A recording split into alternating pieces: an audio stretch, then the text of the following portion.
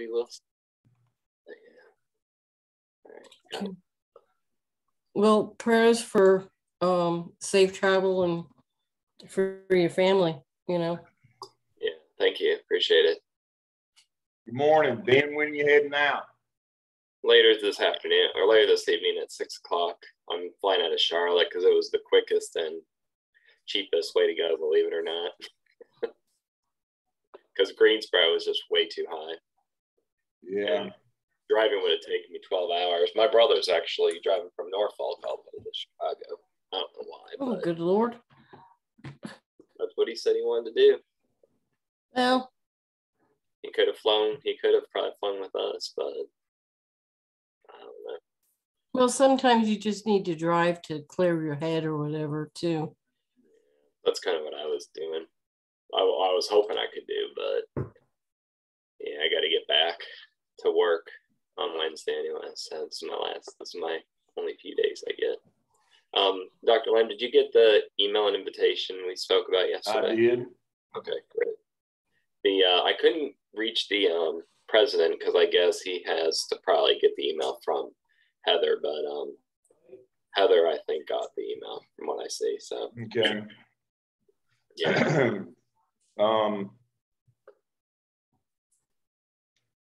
This is at Randolph Community College. Supposed to be. Yeah, that's who they are. Yeah. Now, I was talking with Dr. Hamilton yesterday, and I did not Google it to find out. He seems to think that the president there is retiring. He is. So that's yeah. But I think the way I understood and what I heard from Heather was that she said that he's still interested in the project. So I don't know if even if he retires, will he continue to like support me? I mean, I don't know how that works. I'm assuming he would. Well, my suspicion is he'll be gone in June. Mm-hmm.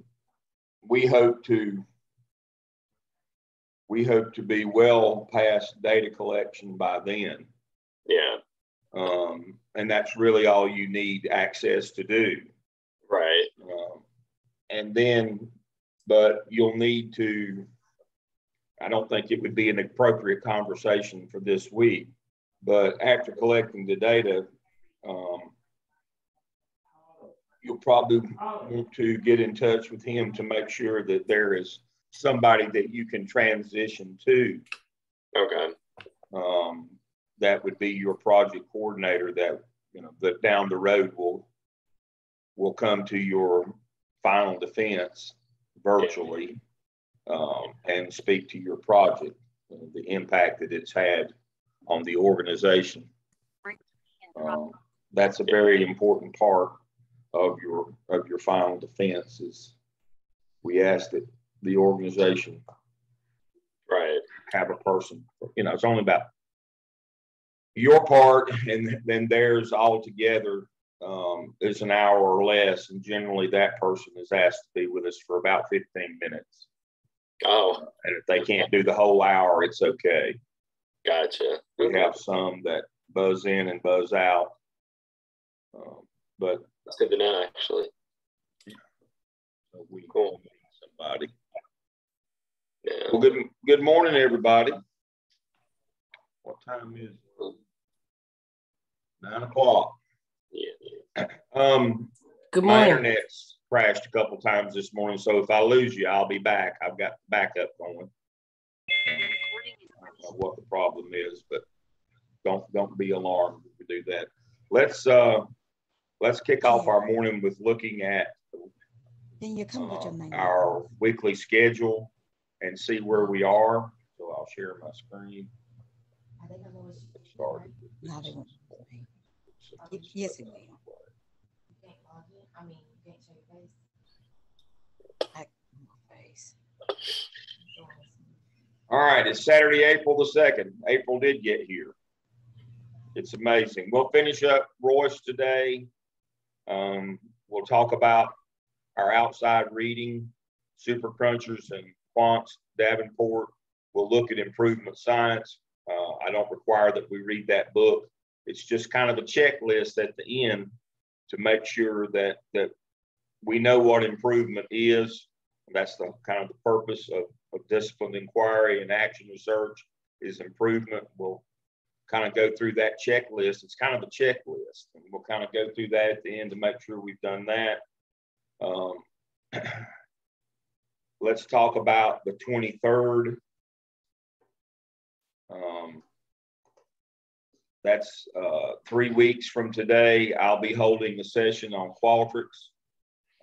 How to build surveys. We'll open Qualtrics up. I'll do a step-by-step. We'll look at the kinds of questions that you can use. We'll look at what you can.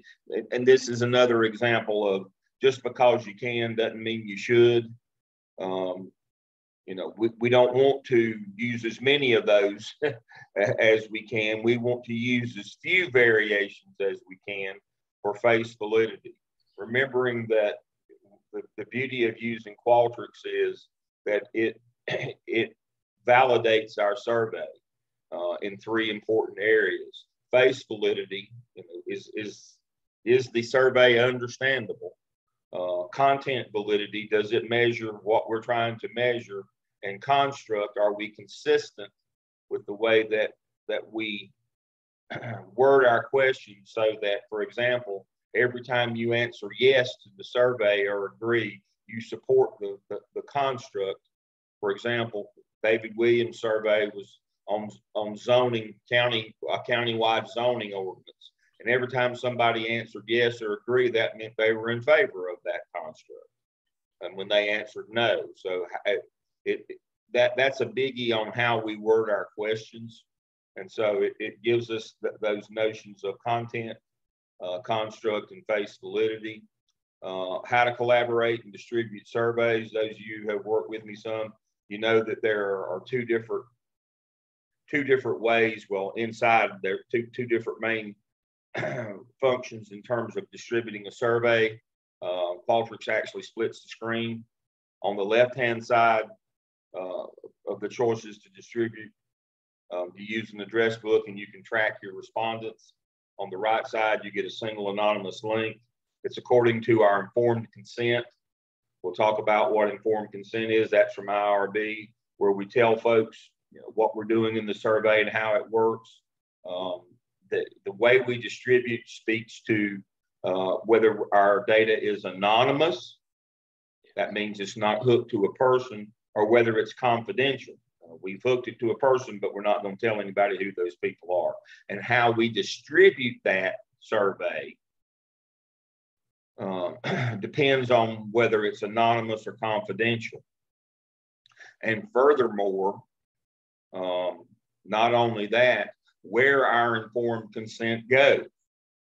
If we're tracking respondents using the address book function, Qualtrics sends the survey out, and we can't put anything in the email, so we have to put the actual informed consent inside of the survey. If we're not tracking respondents, we send them a link. We send them the email, or you do, and you put the informed consent in the actual email. You say, Dale, you're kind of down in the weeds here. Well, it's real important. It's a whole lot better if your informed consent is in the actual email, because it gives them the option to not participate and they don't open the survey. One of the problems with the email coming from Qualtrics is they go ahead and they've already opened it up, the survey, and if they decide not to participate, we have a lot of partials. And we have to weed through those when we do our analysis and findings. And also one of the problems with Qualtrics is sometimes those emails go to spam. Or people don't know what they are and don't open them up. If it comes from you, you have a better response rate, by the way. So we'll talk about those things, and then how to analyze your data.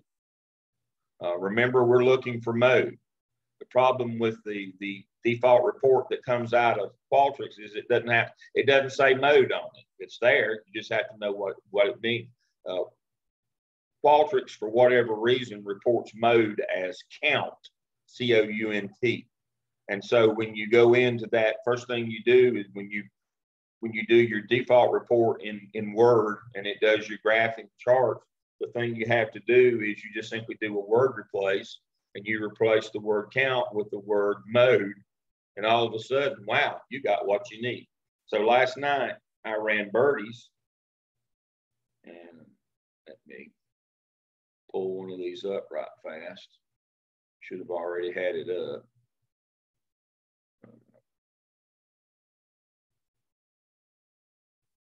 This birdie survey. Now I had to clean it up a little bit, but this is the report, and it gives me a graph, a bar graph on each of the questions. But here's the beauty: is it gives me the mean, the standard deviation, the variance, and this says count. You just simply do a word replace. So 16. The mode on this question is 16, and then it gives me the mode for each of the individual answers as well. So 4 people answered disagree, 9 agree, 3 strongly agree. So I've got my mean, median, and mode for the question, and then for the responses as well. So here's what a report looks like. This is what we need from a survey, and then we can run our analytics from here. If we want to, we can run chi-square on each of these. And kind of letting the cat out of the bag this morning.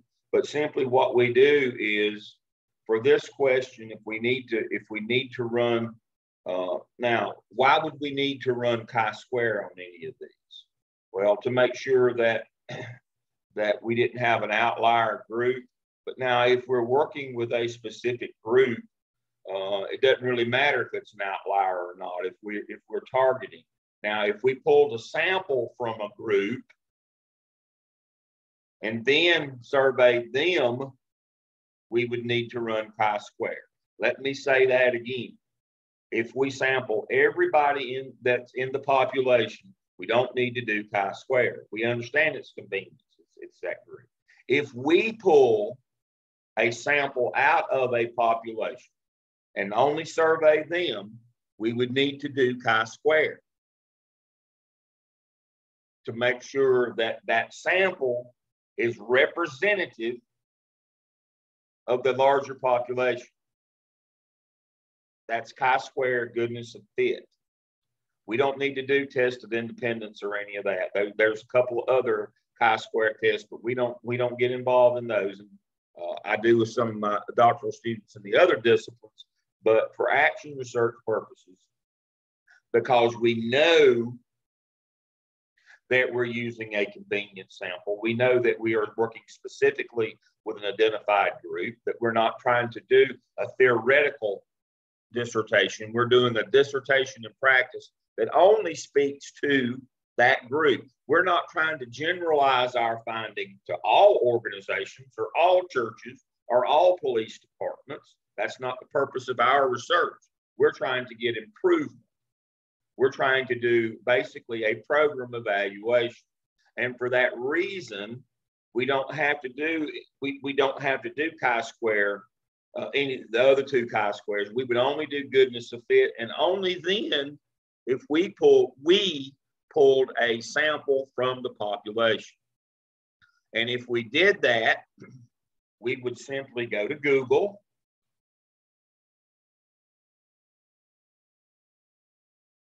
and we would Google chi-square calculator.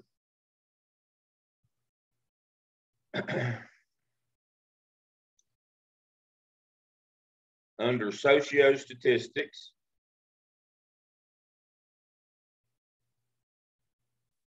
that's the one we want. We want that's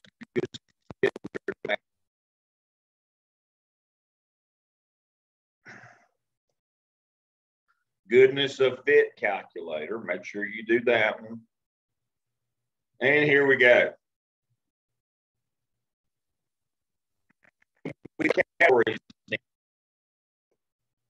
Dr. Lamb, you're breaking up on my end. Is anyone else hearing that? Yeah, it said my signal is low. Is it better now?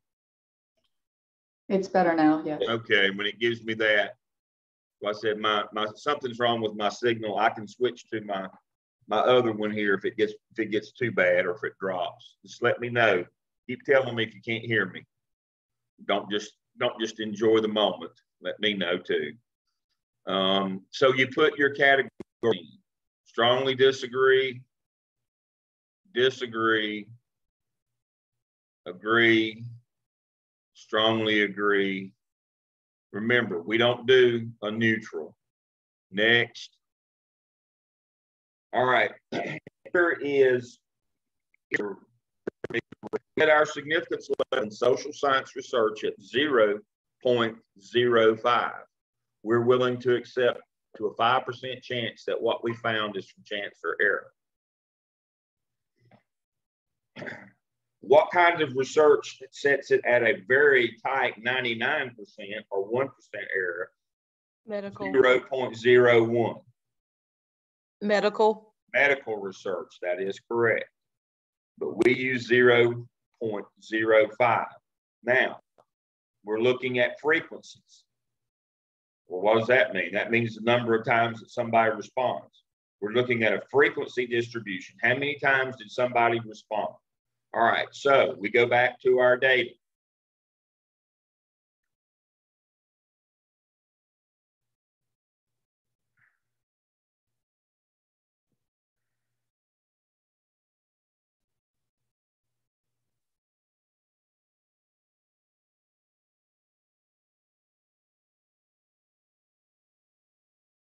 All right, so observed is 0.493. 0, 4, 9, 3. And then we go to our expected category. All right. 4, 4, 4, 4. All right, here's the morning's pop quiz. Where did I get 4 from? The average of all people that could respond. Divided by 4. Now, you do not calculate expected that way on the other 2 chi-squares. Let's be clear now. If we're doing a test of independence or the others, we do not calculate it that way. I won't get into that this morning. But when we're doing goodness of fit, and you can go to the South on the chapter on this, and it shows you this. When we're doing goodness of fit, we simply take the number in, which was 16, divide it by the number of responses, because the expected is that each of those have the same opportunity to be chosen. So that's what your expected will be. It's right there in black and white. Salkine has this same chart for you to look at on the chapter on chi-square. All right, and then we're done. We simply calculate, and it gives us our table, and it tells us what our value is. It tells us what our p-value is, and it tells us that result is significant at that level. We simply report that, and we're done, and we move on to the next. Now, again, we only have to do this if we pulled a sample from the population. You say, but Deol, I've surveyed 100 people and I only got 30 responses. Should I do? No. It's, as long as you didn't pull the sample, you're good to go in action research. Everybody clear on that? And we would do this on each of the questions if we pull a sample from the population. We would do this. We would report this. We simply take this.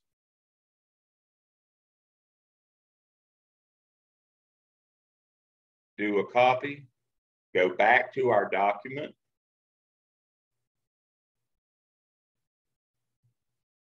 Uh-oh.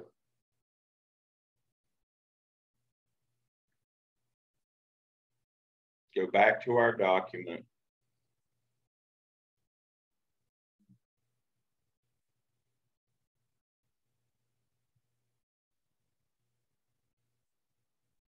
And there we go. That's how we do that. We would do that for each one of them. That's how we make sure that we have a goodness of fit and that we don't have outlier data. Now, we could do this on, I like to do it on individual questions. We could do it on the entire thing. I prefer individual questions. I'm going to open it up to my colleagues to who may disagree with me. I'll start with Dr. Burgess. Dr. Burgess, your thoughts on chi-square that I've talked about this morning? I think I use it similarly when testing that samples reflect the population. I also use it, not the goodness of fit test, but the other chi-square to see if a sample has changed over time. In which case, the expected would not be an equal distribution of the sample, but rather the previous measure. But it's the chi-square itself, the formula, the logic behind it is the same, regardless of which way you're using it. But for the purpose of your project this time and your surveys, you'll be using the goodness of fit. Exactly. Now, what Dr. Burgess, when she's looking at data over time, repeated measures,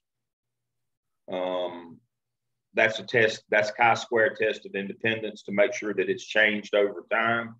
Again, the expected frequency is different than just adding them and dividing them. It has to calculate previous. And so again, the example given in our book for what we do is goodness of fit. There's three different types of chi-square calculation. We use goodness of fit. Our expected is simply the average. They all have the same probability of being picked. But again, it's when you pull a sample from a population. It's not, well, I've got this group over here that, you know, this 30 from the 100, but you didn't pick them. You didn't just survey those 30. That's where students get confused right there. You didn't pick 30 out of the 100. You had 30 respondents. So then I know you probably already said this, Dr. Lamb. So like if I wanted 100 people to do my survey and I only got, say, 30, I do not necessarily have to have the chi-square. If you didn't pull that 30 out of the 100. Now, if the 100 that you wanted was pulled out of 400, you would have to do it. Gotcha. Okay. Because you made that decision a priori. That's correct. Before you started. All right. Dr. Neal? You know, unfortunately, like as a school leader, we don't use this very often to survey folks. And that is definitely more in Dr. Burgess's wheelhouse of looking at large pieces of data from a district. Right. That's a great point. We look at this is when we're looking at organizations. That is correct, rather than subsets. That is correct. You don't have to do this when you're talking to everybody and working with everybody and collecting data from everybody. You generally don't do this very much. But when you're from an organizational perspective, like we do in DEOL, then this is where this kicks in, like with Dr. Burgess. That is exactly right. All right, so this should give you a clue of what you're going to have to do. We won't get much deeper than this 3 weeks, but this gives you an idea of what you're going to do. Now you say, Dale, why didn't you just wait 3 weeks to do this? And that speaks to the session 3 weeks from today is optional. If we've already done it and I've already worked with you, like with Joe and with Ben and with Reed and with Birdie, and Heidi's got hers ready to go. I've worked with a lot of you on this already, with Leslie. But if we've already done this, you don't have to show up because you had to hear me rant already and went through all of this. But if you've not done this, you need to show up in 3 weeks so that, you know, once you leave me, you're still going to be able, or leave us, you're still going to be able to do this. Now, that doesn't mean that Drs. Neil, Burgess, and I won't be available to walk you through it. But some of these decisions you're going to have to know down the road, they're going to affect what you can and will do. And so, and if you've already done it with me and you want to walk through it again, show up in 3 weeks. If not, you know, then in 4 weeks, you're going to have your final, you'll have your proposal defense. So let's talk about that now. What do we expect at your proposal defense? You're going to have 30 minutes. That doesn't mean you have, again, just because you can doesn't mean you should. You got 30 minutes. If you've only got 10 minutes worth, that's fine.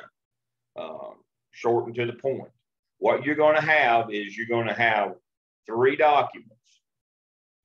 You're going to have your qualitative and your quantitative projects, your narratives. Let's look at those.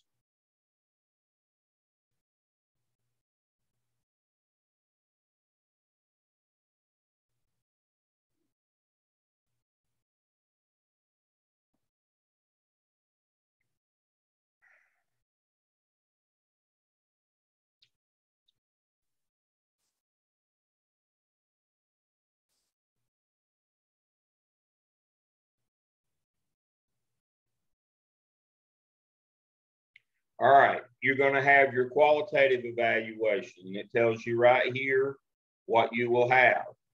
Candidate will write 2 or 3 pages expository narrative describing the tool or strategy associated with that. And then an interview, the observation protocol, you will have that.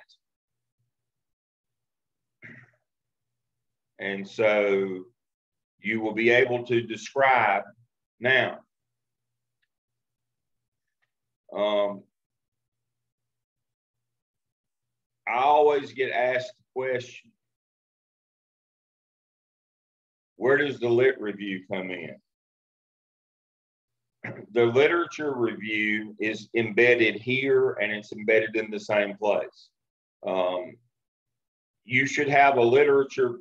Part of your literature review should be on qualitative methodology. Part of it should be on quantitative methodology.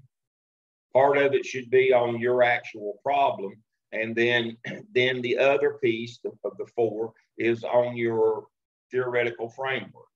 Now, those theoretical frameworks are obviously the 5 that we have discussed.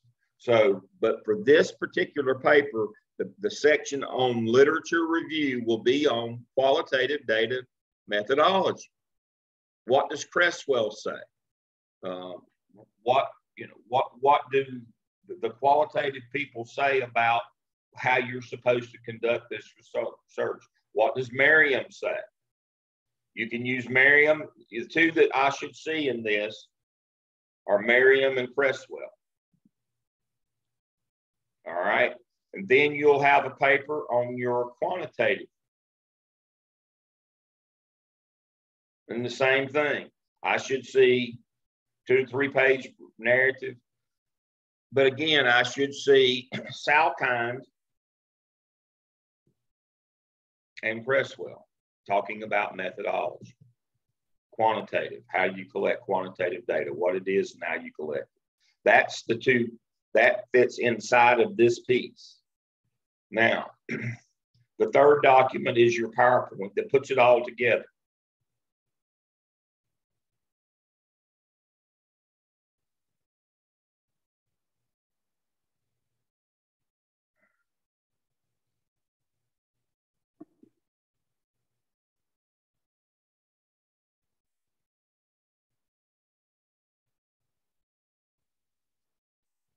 I had this one up. Your qualitative, your quantitative, and then your PowerPoint. Your PowerPoint will have things in it. Introduction, what's my problem? What's my hypothesis? Or my research questions? My lit review? The theoretical framework, the problem and possible solutions. And then remember, the part of the lit review about qualitative and quantitative methodology are inside those papers. You don't actually have to show it on you don't have to get geeky on your PowerPoint presentation. If you want to add it here, that's fine. But again, here are the areas. We look at them as, 4 or 5, according to whether the problem and potential solutions are one section or 2, when we do research on that. But the first one we have to have a theoretical framework in our literature review. We have to have research about the actual problem and solutions. We'll just count that as one. And we have to have literature review on our actual quantitative and qualitative methodology. So we got four parts to our lit review. Remember, 2 of those are embedded in those 2 separate documents that explains how you're going to do your qualitative and quantitative. Again, that's kind of down in the weeds. This is how I'm going to, this is survey methodology. This is quantitative. I'm going to get this group. I'm going to give this survey. That's what we're looking for in those 2 written documents. But then you're going to put it together and you're going to give us the overview. And this is what we do when we do proposal defenses and final defenses. Yes, you have your dissertation where you've written hundreds of pages over here, or for you, dozens of pages on your dissertation and practice. But we don't just let you come to your final defense or your proposal defense and read your paper. You have to summarize it for us in a PowerPoint. Your limit is 20 slides. Let me say that again. At the proposal stage, the accepted practice at Gardner-Webb University is you have a limit of 20 slides. At your final defense, you have a limit of 30 slides. Now, again, because you can doesn't mean you should. If you can do it in 10 slides or 15 slides, that's what you do. Now, having said that, let me say this. Do not cram everything in the kitchen sink on every slide. I am old. If I can't read it, if the print's too small and I can't read it, you don't get credit for that slide. Whatever was on that slide wasn't in your presentation if I can't read it.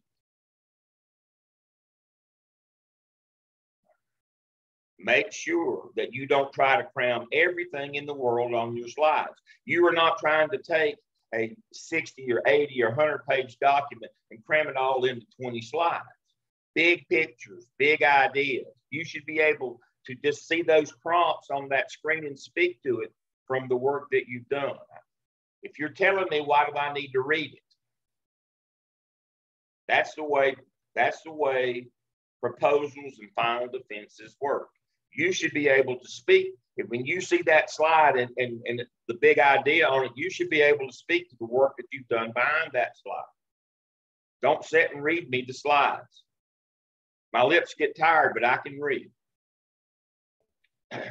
And the same rule and standard goes for numbers on a slide. If you want to put a data display on your slide and the numbers are going to be tiny because you want to fit the whole thing, then don't do it. Just pull out the most meaningful pieces of data and take that part of the display and put it on the slide and elaborate as needed to give that bit of information context. And if we have questions that require you to dig more deeply, then have that on hand. But that does not, please do not put that all on one slide. That document that you saw me working with Bertie just a minute ago, and I pulled up, copied and pasted that goodness of fit. I don't need to see that on a slide, especially that chart, them little tiny numbers. That just looked like ants to me this morning. That's exactly, thank you, Dr. Burgess. Remember, again, big ideas, big numbers. I don't need to see this table, this chart, all these little bitty tiny numbers. Big ideas, you can speak to those. We'll ask you if we want to dig down deeper. Remembering, you're speaking to an audience here. Yes, you want them to know all the work you've done, but you should be able to speak to them. You are the expert. You are the expert. We'll drill down 20 slides, big pictures. Don't get in the weeds. We don't need to see every question on your survey. Have it on hand, but have it in a Word document. So that, where it's all put together, don't have all the choices and all that stuff where it takes, voluminous pages. Just have it, in a narrative format, 1, 2, 3, 4, 5. Have that on hand if we need to, if we're going to ask about it. Now, I will have already seen them, some of them, and so if I've worked with you, but not now. My experience this week, I'll tell you about my experience this week. So I inherited a doctoral student from another discipline at Gardner-Webb. And that's fine. I chose that. Nobody made me do it, or I'm not a good person. I think the world of her. She suffered an unspeakable tragedy during her doctoral program and had to take a leave for a while. Young family, and her husband contracted cancer and died in 4 weeks, about 2 or 3 years back, and she had to take a leave. When she came back, I asked to take her. I wanted to work with her. Don't think I'm a good person. That's not the point of the story. The point of the story is I picked her up after she'd already defended her proposal to work with her and to get her through IRB and methodology. Just as an aside, I said, send me your survey. She sent me her survey, and I was like, whoa, did somebody not read this survey? During her proposal defense, it had 2 questions that we would never ask. And so my point in this long-winded story is, make sure before you start designing instruments or sending out surveys, if you've not done that when you're with me, make sure one of us has checked your survey. I am so thankful that, I don't know how, but I had a moment of clarity that day.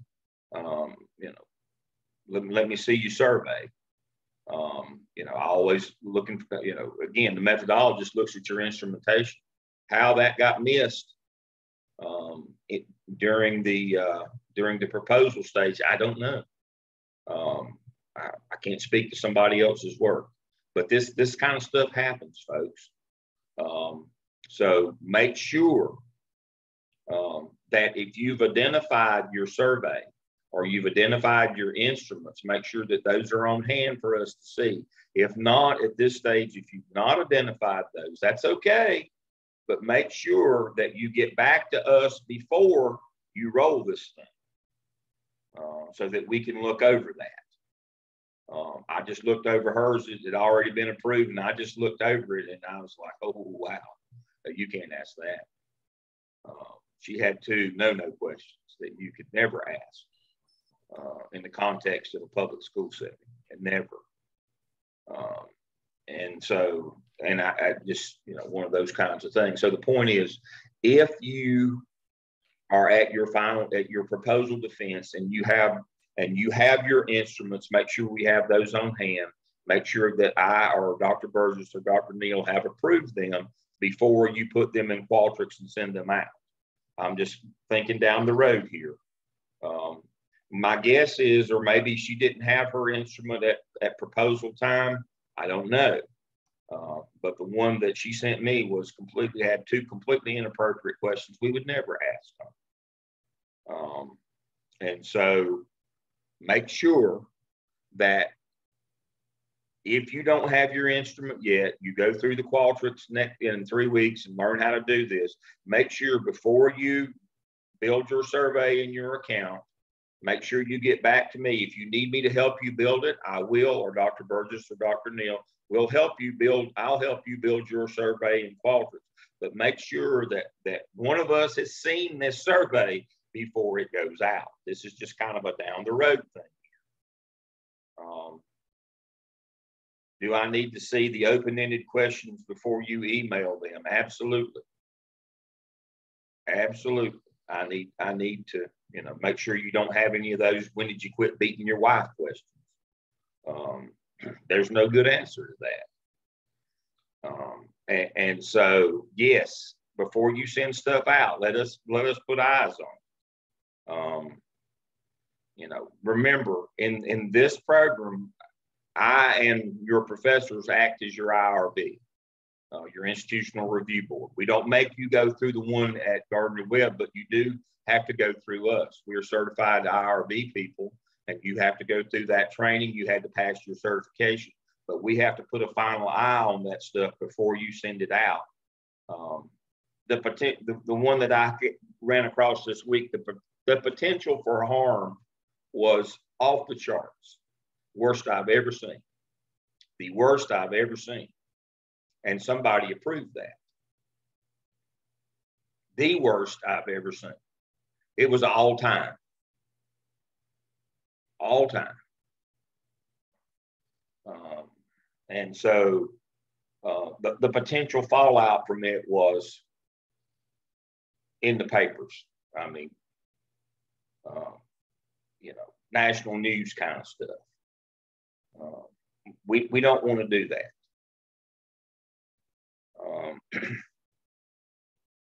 And so make sure we've seen it. We're going to train you how to use all this stuff, but that doesn't mean we're just going to turn you loose. We got to see the stuff before it goes out. Other questions on your final on your qualitative methodology, your quantitative, what we expect at your defense proposal in terms of your PowerPoint, using Qualtrics, survey, when you have to use chi-square as opposed to most of the time we don't have to use it, only if you're doing the sample. We only use goodness of fit in action research. We don't do test of independence or the other, either the other two chi-squares. I'm kind of summarizing. You folks are at different places. I've worked with some of you are still pending, don't have these things, but what I don't want to happen is I turn you loose and something bad happens, like, as just forementioned, you send something out that causes a stir. All right, questions you have for me? All right, let's see, 17, 16. All right, what I want to do now, what time is it? Yeah, we got a little bit of time. 2 minutes or less.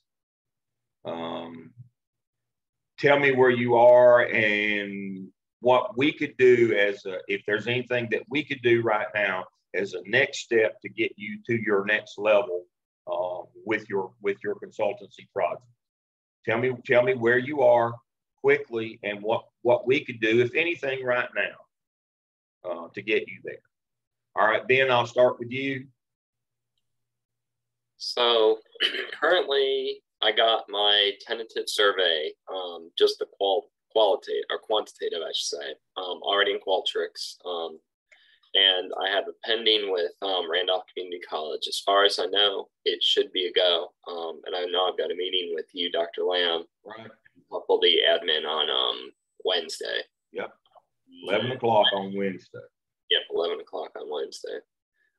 What do I need from you all right now? Trying to think off the top of my head, considering I'm all over the place. Prayer always helps. Do what? Prayer always helps. Considering the situation I'm in, yeah. Yeah. For those of you who don't know, Ben lost his grandmother this week, and he's going to have to travel later today. So prayers for Ben and his travels, and for the loss to his family. He's been dealing with that and other issues this week. So we're praying for you, Ben. Thank you. Joe? Okay. Well, I sent out my Qualtrics survey and I'm only missing one person to answer. So I didn't know, do I need to wait to the 15th? Because that's the date I gave them to. And then I'd probably wait until about Friday of this week.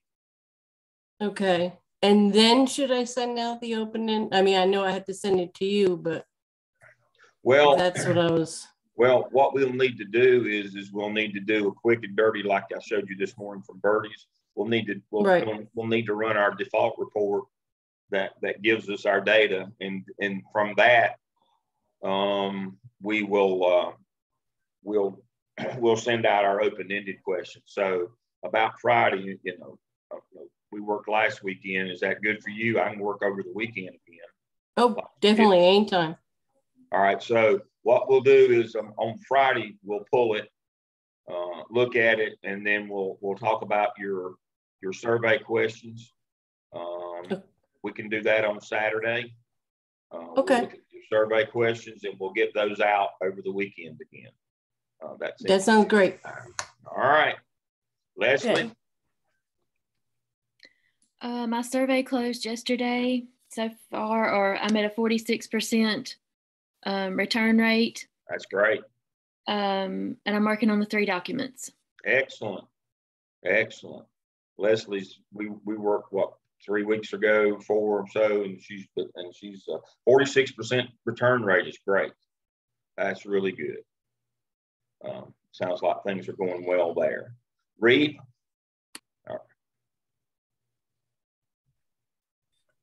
Sort of just like in the same boat with Leslie. I just closed out the survey on the 31st, looking through some numbers. The help that you gave me earlier about the Word documents is a big help for me because I was looking at the data, and it's a lot going on. I'm at 50% return rate, and now I just need to set up as far as for you, or as instructor-wise, just a meeting so I can get my interview questions together and finalize the interview questions. Just send me some days and times. I'm pretty booked up on Wednesday this coming week. I've got 10 o'clock, 11 o'clock, 3 o'clock, and 7 o'clock. That 7 o'clock's class, and so I have to actually be awake and pay attention for that. So, but other than that, my week's pretty good. I've got different folks. I've got a final defense Friday morning at 10. But other than that, Wednesday's a bad day. But other than that, just let me know, and we'll look at your data and we'll look at your questions. That's great. Okay. Thank you, sir. I think it's just, and I think some of the other ones probably like Leslie, it's a little aggravating. You send this stuff out and some people just don't take the time to try to help you out. And I think that's a little bit of the aggravation I'm going through is it's irritating that they won't respond back. Yeah. It's one of the things, if you start doing this for a living, one of the things you have to get an accommodation of. Yeah, Joe, 10 o'clock on Saturday will work. Let me write that down. 10 a.m. 10 a.m. Okay. And one thing I try to do as a result of being frustrated by lack of response rates is whenever I get a survey, even if I'm busy and it's annoying, I just try to remember that whoever sent this to me probably really needs the answers. So moving forward in life, just be more tolerant. Be more considerate of others. Yes, that's a good word. Considerate. Great. Yeah. Great point, Dr. Burgess. Thank you. And to your point, Reed, one of the things, if you get in this, if you start doing this on a regular basis or get into this where this is part of what you do, you have to learn to separate this from personal feelings.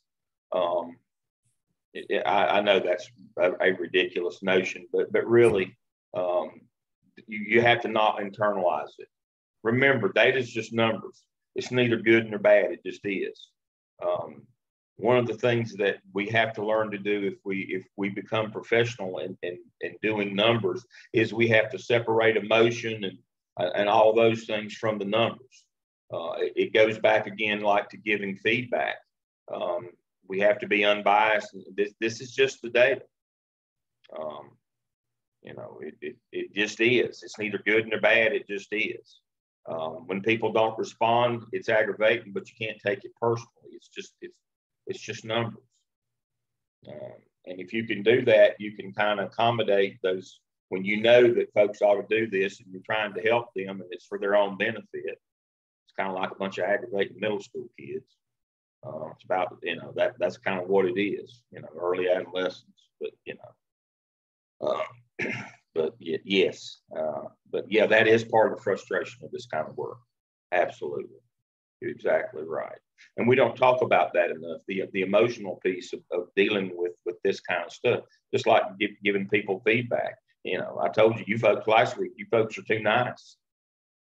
You've got to separate the emotion out. You know, if there's nothing good, you can't, you know, you shouldn't try to find stuff just because of that. Oh, I want to make them feel better. Again, it's just data. Now that they take it wrong and throw something or hit you or whatever, you know, that's up to them. It's just data. Heidi and I spent, she had a double this week. She had to spend time with me yesterday. It's not too bad if there's a couple of days in between. No, it wasn't too bad. So Dr. Lamb helped me get my survey ready. I have my consent ready. So I sent some of it out on yesterday. So that's in the process. And then so I'll be working on those 3 documents as I, you know, wait for my survey to hopefully get some responses. And the thing to be learned from working with Heidi is, again, the face validity of your survey. There's a lot of different choices in the kinds of questions that you can ask in a survey in Qualtrics. In the end, you want to try to stick with the fewest different variations of those types of questions as possible. You know, to make it easy and quick to get through the survey. You know, that may entail rewriting the questions or putting them in a different format. But if you can get people kind of, it's called anticipatory set. We have any elementary people that teach reading here or taught reading or supervised reading teachers? I believe that would be you, Dr. Neal. Anticipatory set is, you know, the classic example is the old Dick and Jane books. Now, none of you are old enough to remember them. I'm the only one that's old enough to remember Dick and Jane books. But, you know, the pattern that go through those where the kid anticipates the next word, you know, one of the most famous gags in all of moviedom was No Time for Sergeants with Andy Griffith. They had him reading Tony the Pony, again, a Dick and Jane book. And he couldn't, and the whole gag was he'd said Tony the Pony a dozen times, but when he got to Tony he had to turn the page to see Pony. He exemplified not being able to do anticipatory set. When taking a survey, one of the things that we really work hard on is anticipatory set. You've seen this type of question before, you know the answer style, and it's much faster, much easier. There's a comfort level where people don't have to focus on the process of the survey. They can just focus on the content. You tend to get more return, better results, those kinds of things if you understand. Now, that's space validity is what that is, but it's based on the concept of early readers or emerging readers and anticipatory set. And so when working with Heidi, we made sure that there was an easy flow to her survey. Quickety boomity boomity boom, the answers are all the same format. And so, I mean, that's part of what we're looking at as well. And just a precaution. One of the options that Qualtrics gives you are Net Promoter Score questions. Now, those are the ones you get every time you go get a vehicle service or an oil change, and they've got your email, and that would you recommend again on a 10-point scale? Those are great questions, but there's 5 questions that we have to ask, for those to be valid. You have to have all 5 of those, and they shouldn't be mixed with other types of questions. So if we want to do a net promoter score, that is a whole system. Let me say this again. Net promoter score is not just 3 words. It's an actual system, copyrighted system. And there's 5 questions that have to be asked. Now, if we want to do a net promoter score, basically net promoter score is customer satisfaction. Would you recommend us to family and friends? Would you use our service again?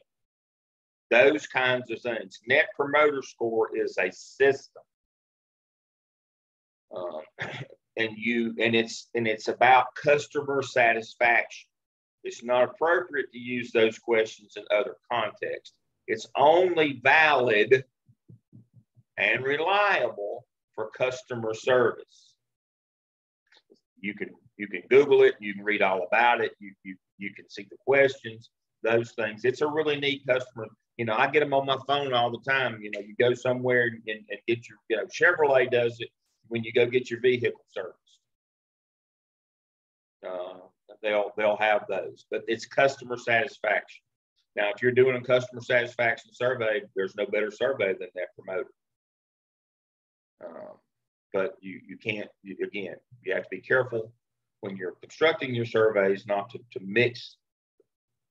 This is not a chance to show that every type of question. We're working on that anticipatory set theorem here, what we're trying to do. All right, Sean. Actually going to reach out to you and try to hash out some internal conflicts I have. I actually have a phone interview or phone meeting with the president on Monday to discuss, some of the things that I've gleaned from the community health needs assessment. The biggest thing, I guess, the argument I'm having with myself is everything that I'm looking at addresses the needs of the community, but it doesn't necessarily address anything within the organization outside of maybe like desirability of a program, like evaluative research. So kind of just in that kind of where this is all kind of new, it's outside my wheelhouse as far as being medical and then being, what the community needs. Not really sure if this is aligning with what we're supposed to be doing. Well, yeah, needs assessment is part of program evaluation.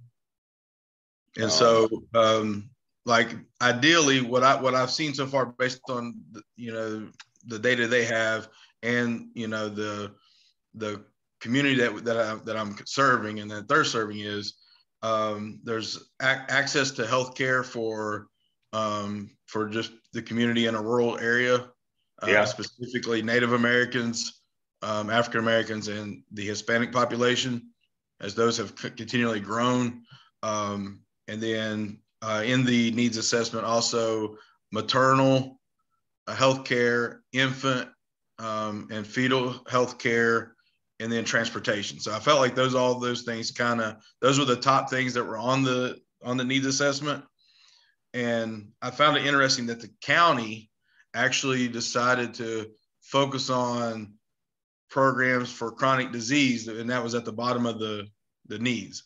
So they're focused on all the lower needs. So I felt like with the partnering organization, perhaps we could look at maybe evaluating the programs they have and then implementing new programs to address the need of the community, since it's not being addressed by another organization. Okay. And somebody a lot more hip and woke and younger than me, please correct me if I'm wrong. I believe what we refer to the community that you're talking about is BIPOC. When you have Native Americans, Hispanic, and African Americans, I believe that community is referred to as BIPOC, B-I-P-O-C. I have a doctoral student that is doing work in that area. She defended this week. No, she defended last Friday. Her name is Finance Nixon. She's out of Charlotte. She teaches AP statistics at South Meck. We're working with a population. Yeah, I don't have to do a whole lot of work with her on methodology. I was gonna say, must be nice. Yeah, I know how to pick them. And so, but that's part of what she is doing. She's looking at BIPOC access to higher level AP, math, and AP courses. And so it's kind of the same thing. You're looking at access to healthcare for this community. She's looking at access to educational opportunities. It's very much the same kind of thing. And so what you do is you're looking at that community needs assessment. So what you're eventually going to do is a gap analysis. This is what the community needs, say they need. You collect data from your partnering organization. What do you offer? Then you look at between what the needs are and what is offered. You do a gap analysis. And that's what your recommendations for improvement for them are. This is what they said they need. This is what you said you got. This is where you need and what you need to do to get from where you are to what they need. It's kind of a reverse engineer kind of thing. Mm-hmm. But it's we call that in the business a gap analysis. So how would you, and this is, and maybe I'm going to look really stupid right now, but that's okay. I'm comfortable with that. The instruments and the process of collecting data, what does that look like? That's what I'm kind of. It looks like the needs assessment. Okay, so it looks similar. You ask them the same. You ask the organization the same questions that the population, the BIPOC population, got asked. Gotcha. And all then right. That's what I was thinking, but I thought that looked too easy. I thought that looked too simple. So it's like, okay. Remember, in action research, there is no such thing as too simple. Always remember, there's no dumb questions, just dumb people who won't ask questions. We try to make things as simple as possible. And a gap analysis is we make sure we ask the same thing, exactly the same thing. Occam's razor. The simplest explanation is always the best one. Gotcha. That's exactly right. And so, yes, you're just. I mean, this is straightforward. You're taking a piece of data. That in this case we would consider that. We wouldn't consider this document. We would consider this quantitative data because it came from a survey. Mm-hmm. And then we take those same questions and we survey the organization. We look at the gap between the desired and the actual. That's gap analysis.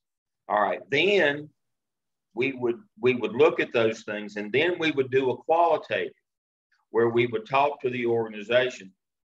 What I like to do, and you did this twice in mails, by the way, what I like to do is come up with a set of recommendations on your own from this gap analysis. And then you go and talk to people and say, what do you think would fix this problem? Here are some things that I think. And what you hope they tell you either way is, yeah, that would be great. We could do that. Or that's a damn fool idea. That's the dumbest thing I've ever heard. We can't do that. But part of the problem with going out and doing interviews is you got to have some content, some context for the people that you're interviewing or the focus group that you're doing. You got, what do you think we could do to fix this? Well, they'll just sit and look at you and one another. But what if you say, we're interested in fixing, this gap that we've got. We're interested in fixing it. From the literature review that I've done on this kind of problems and from the data, here are some things that I've come up with that I think could possibly help you in this situation. What do you think? And you prompt that. That's the content. That's your interview questions are based off of this data. Gotcha. Thank you so much. Working with one of my doctorals this week, working with Trish this week.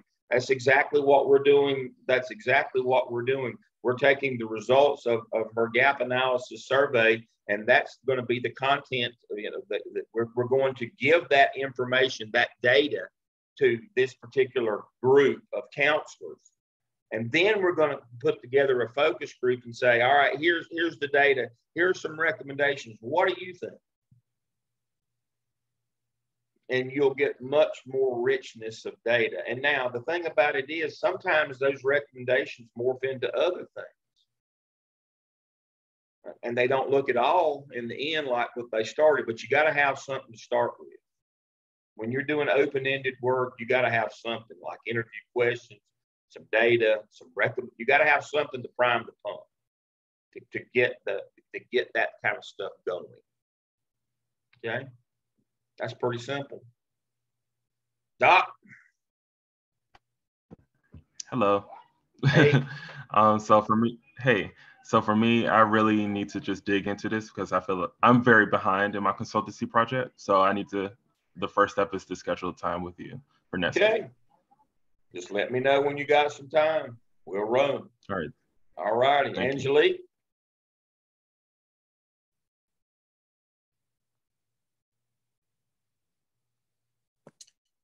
Yes, I feel like I'm behind too. The short answer is I am working. But as you know, I finally I had to get a different business to work with. I know what the business I'm working with now, I know what the problem is. But I need to, do the survey. I'm in Qualtrics, but I need to complete that, get that set up. So I need to schedule a day also with you. All right. Like a whole day. Now, not to speak out of school here, and we won't divulge any information. Angelique's problem is not of her own making. This is another one of those situations where we can only help you if we can have access to data or access to people that we can collect data from. Mm-hmm. We don't do anecdotal work. We don't do theoretical work where we just go and do a literature review and say, here's some ideas for you. That's not what we do. We have to be able to collect data from an organization, either qualitatively or quantitatively. And if they block you at every turn, we can't help you. This is not a theoretical exercise. This is a dissertation in practice. We have to be able to get data from your organization. Now, if you think some things are sensitive, but it can't be. No, you can't talk with my customers. You can't talk with my board members. You can't talk with my employees. You can't send out surveys. If the response to everything is you can't, then we can't. We just have to move on. And that's a lesson for us all to remember that, we can only help you if you want to be helped. Again, data has no value. They're worried about, for us, it's just numbers. But other folks they've attached other value to that, to data. That's on them. We can't fix that. They're not professionals in this field. So we have to learn. If we can't get data, if we can't have, now we're not asking them to collect it and give it to us. We're not asking that, but if we can't get access to it, we have to move on. Harry? I feel pretty good. I'm finalizing my questions now. I think I was being too deep and critical in my questions and needed to scale back because I'm sending these to college students and I actually need to do it. And so I will I can either send my questions to you this week or I could schedule a time. I don't know what's easier. You can. I like it when you send me the questions and then that way I can go over them. Okay. I like them in a Word document so I can edit and go through them quickly because I know what it takes in Qualtrics, and then I can do that, build them right quick in Qualtrics, share it with you, and then so when we actually have our time, we have some content that we can look at. Perfect. So I'll get those to you tomorrow, and I'll edit them and zip them quickly into into Qualtrics, and we'll have a basis to work off of. Perfect. Yeah, so I'll get those to you by tomorrow, and then I'm just working on the 3 documents for the defense. Excellent. Bertie, what time are we working this afternoon? I'm good right after class if you are. Well, I have to. I'll have to do a couple things. Let's say 15 minutes after class is over, we'll meet. Whatever time that is, we'll meet. So, Bertie, tell us what you're doing. I just wrapped up my survey yesterday, so I'm meeting with you today to just kind of look through the data and get my interview questions ready to go so that I can start working on that piece. Excellent. Bertie's done 3 surveys for students, parents, and staff on the on-track program there at in Greer, and so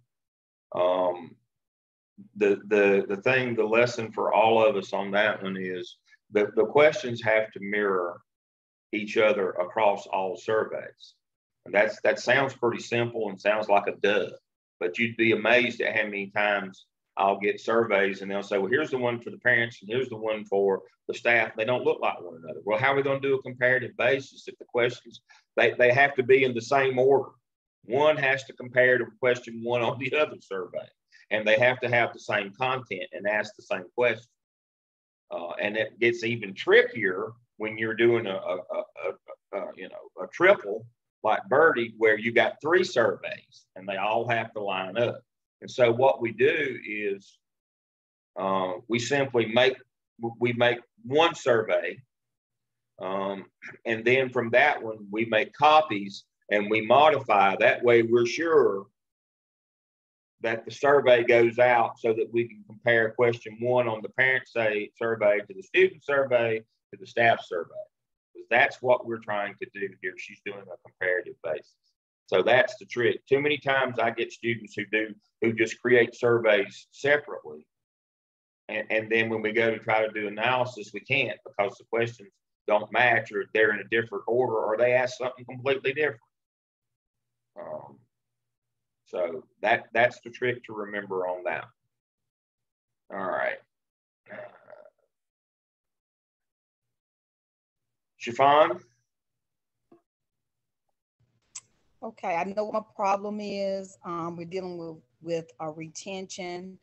My survey, I still need to work on that. But the issue I have now is my sponsor is concerned about confidentiality, how that works. But I think you answered that early on. But I do need to make an appointment with you so I can get that set up. And I meet with my sponsor again on this week so I can let him know how the survey work. All right. He was concerned about loyalty or, for his people. All right. So here's what you do I need to get back with him. Yeah. So what we'll do is we'll build a survey in Qualtrics. We'll get a single reusable link that's completely anonymous, and we'll send it to him, and he will send it out. And that way we don't even have the email. We don't even know who got it. We don't even know their names, their email addresses. We don't know anything. If his issue is confidentiality, we can even do a double blind where you don't even know who they are. Okay. We don't know who responded. You and Gardner Webb doesn't even know who the people are, much less what their response is. We can do it that way. We send him the single reusable link, and he simply emails it out to whoever he wants to. Okay. We can do it that way. That's what we refer to as double blind. Blind is we know who we send it to, but we don't know what they respond to. Double blind means we don't even know who it got sent to, much less what they respond. Okay. All right. Excellent. Thank Leah, you. Thank you.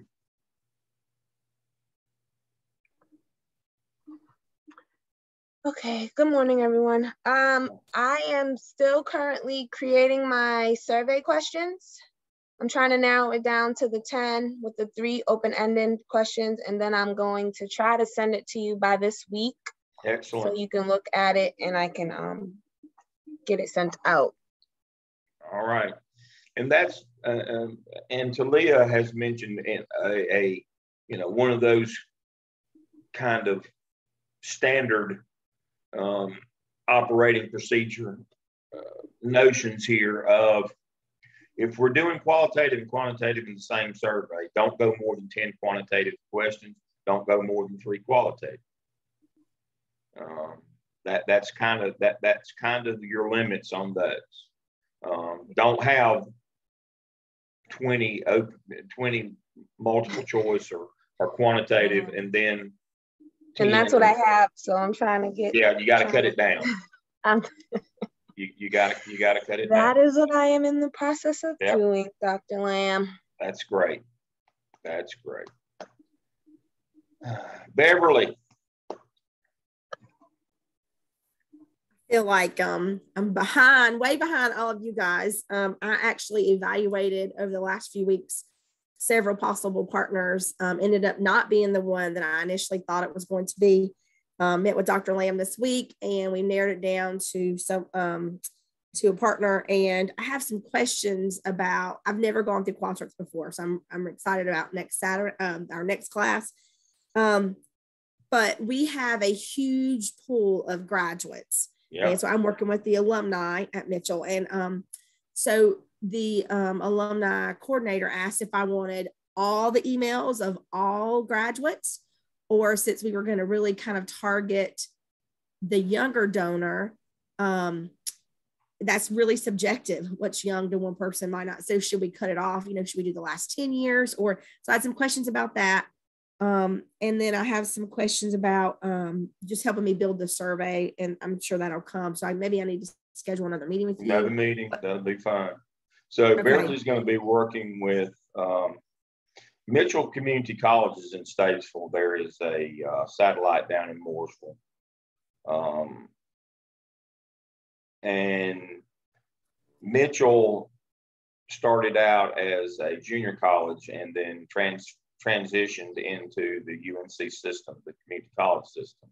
And so their annual giving, there was a lot of identity from the older folks when it was a junior college, but those people are all aged out now. And so they're trying to figure out a way to do annual giving with the younger folks. The example is Clemson. They're Clemson University. When they started their giving program for athletics 50 years ago or so, they formed the IPTAY Club, IPTAY. I pay 10 a year. They understood that if folks don't start giving in the first 10 years after they graduate, that's the time that they're financially strapped. But if you can get them just giving a little bit and get them giving, that as they get older and more financially able, they'll give more. And that was kind of the notion. And so what Mitchell is trying to do is target some of the younger folks, and not so much how much they give, but that they give. That I'm sure they want a lot of money. Now Gardner Webb is in a similar situation. Nate Evans came to the general faculty meeting this Wednesday, and I like Nate, but I didn't have the heart to tell him that he's kind of not following a good theoretical framework. And so their notion was it this coming Thursday, Double Dog Day. And what Double Dog Day means is matching. If you give people to give, there's matches. Except the problem is a lot of his stuff is they've set it up on threshold matching. Threshold matching really is about how much you give. Trying to get big amounts from folks. Younger people don't give big amounts. They need straight match for Double Dog, but they're doing a lot of threshold giving. That that when you do threshold giving, you know, if we reach 100,000, it'll get matched, as opposed to if you give 10, it'll get matched 10. Now, threshold giving is for big donors. Straight match is for getting somebody to give $5 because it becomes 10. And so the theoretical underpinning of what Nate's trying to do does not fit. It does not fit the literature and does not fit what research says that you should be doing. But you know, I don't know why Nate's doing what he's doing, but you know, I'm sitting there listening to his presentation. It's very nice, but I also know that, you know, that it won't work.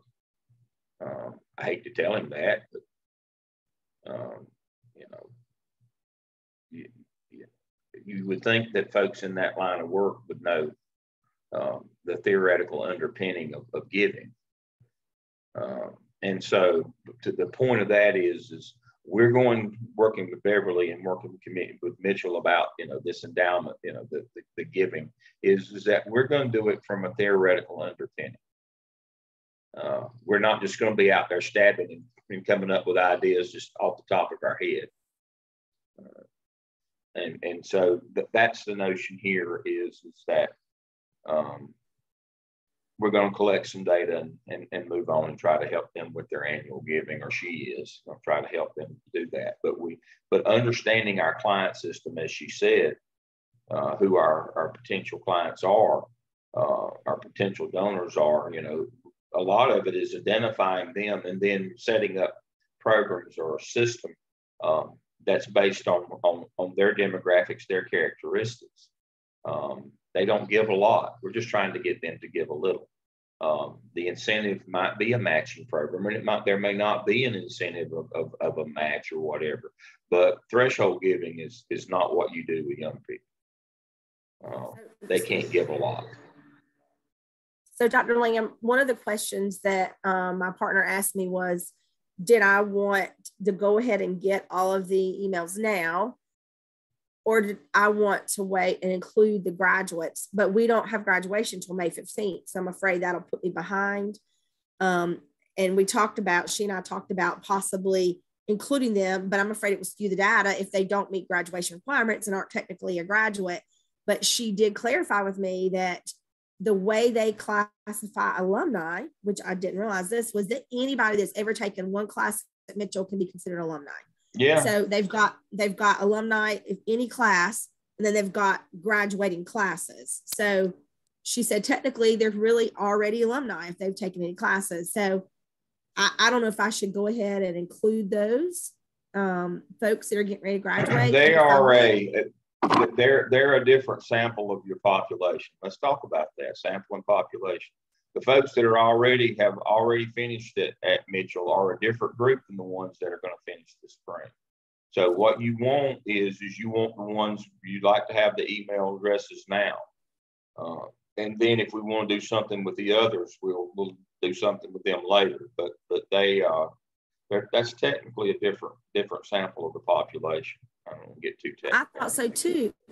I thought so too until she defined how they classify alumni. Yeah, but again, technically they've not graduated yet. They're not part of the same group. They're not part of the same sample. Right. But the alumni big email I know list, but again, these are formers. These are currents. Again, the distinction is they're not the same. The formers are not the same. We can't make that assumption. The formers are not the same as the currents. Should I pull out though? My next question is, should I only do the ones who actually got diplomas and degrees and certificates? Or should I include those that just took one class? Because her big list includes everybody. It's their big alumni list. It includes everybody. Even if you just took one class at Mitchell, you're considered an alumni. For my purposes, I think it should only be graduates.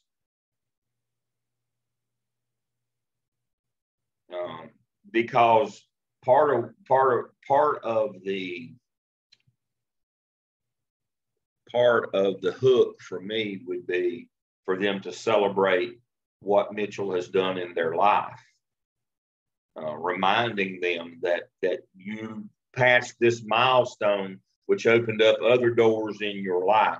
That again, that's part of giving. I mean, it's the what unlocks their checkbook. You know, I hate to say it, but you know, they send me them pictures of them dogs. I write them a check. You know, what unlocks your heart? What will do it? A lot of the people who didn't finish, it's not something they want to remember. It's not a highlight of their life, or it didn't matter. They didn't get value from it. People only give if they got value from it. And so it should only be graduates. It should not just be people who took a course. Previous graduates versus this year's graduates are two different populations. But we only want graduates. We only want them. And then how far back, if we're going to target the younger? Again, the data says if you don't give in the first 10 years, you don't give at all. So you shouldn't go 10 years back, not with this group. Now, we could do some targeted back to some older people who might be around retirement age or something like that. But in terms of this group, I'd only go back 5 years. 10 years, you get none. But from 5 to 10, you get very little. If they haven't given, I would only go back 5 years. You're going to do some kind of a marketing campaign. This is the young graduate. These are people that are, that are still in a 4-year college or early in their career, or just out of college and early in their career. That's the group you want to target.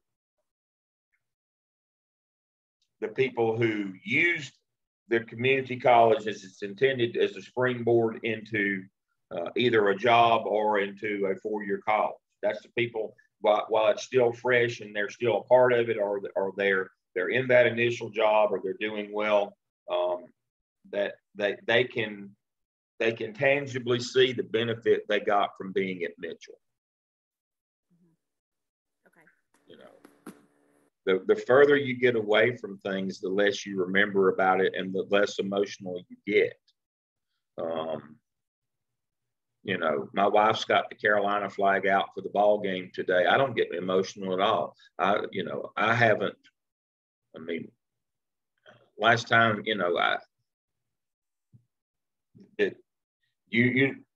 I went to graduate school at Carolina, but you do realize that was 35 years ago. I'm old. I was an undergraduate 45 years ago, nearly 50 now at NC State. I don't get too emotional about that. I get emotional. Them dogs make me cry, but I don't get too emotional over college. It's just too far away. It's just too far away. It's too long ago. My point is sample and population. All graduates are not the same. All people who went are not the same. They are not the same. They are not the same. They're different samples of the same population, but they are not, their characteristics are not the same. And when we're collecting data or trying to put fixes in place or things in place to meet their needs, or to get them, in this case, to get them to give, that they will not be the same things. What was it? Something UNC Health sent me something this week about giving. I'm committed to giving to Second Harvest and Metrolina Food Bank, and this is the same kind of thing, but it's in the Chapel Hill area. I'm committed to 2 locals who are doing the same thing. Because it said UNC on it, and dear alumnus, and all that business, it doesn't pull my heartstrings like seeing homelessness here in my and food, folks needing food here in my community. It's been too many years. There's too many things. Again, I'm not the same as somebody who graduated 2 or 3 years ago. I'm a different sample of the same population. Lessons for us all. You've answered the biggest questions I had, and so now it's just a matter of formulating. Graduates 5 years or less. That would be that's the literature says that's a sample of the population. People who didn't graduate obviously are a different sample. They don't tend to give. There's a science to giving. There's a science to what we do, folks, and there's a science to giving. You know, again, it's back to the literature. Now you say, Dale, how do you? Well, I told you I had a student last semester who was deep into this, and I got into it with him and got him to the former endowment person at Gardner Webb who just retired, and so I've gotten real deep into giving. Through Tim. Tim Edelon, he's at the library in Chapel Hill. But again, we've gotten real deep into giving and the research and the theoretical framework behind it, the sociology of giving. It's pretty straightforward stuff. There is a science to it, and if you work the process, you can get money. But you have to understand who you're trying to target and why, and what unlocks them. And that's why I said, for young people, trying to get young people, first-time givers, threshold giving doesn't work. That's about big amounts. Straight matches work with them because 5 becomes 10, and that triggers them. Nate had asked, I'd have told him, but he didn't ask. That's on him. He could ask at lunch one day, see him all the time. All right, Sharice.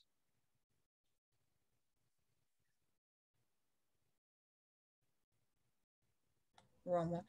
So I want to know if you have Friday at 2 p.m. available, because I think that prior to a couple of classes ago, when I was working on my project, I was thinking about deliverables and getting consulting, more so confused with coaching. And so I've got quite a few things that I want to show you before we meet, because I'm not sure how to put it all together for what I need. Yeah, I'm available. Okay, Friday at 2. All right, and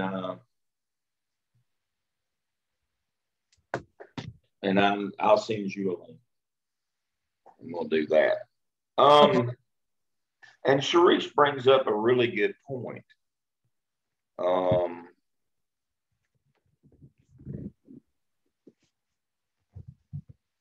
Consulting is not coaching. I mean, we've talked about this before.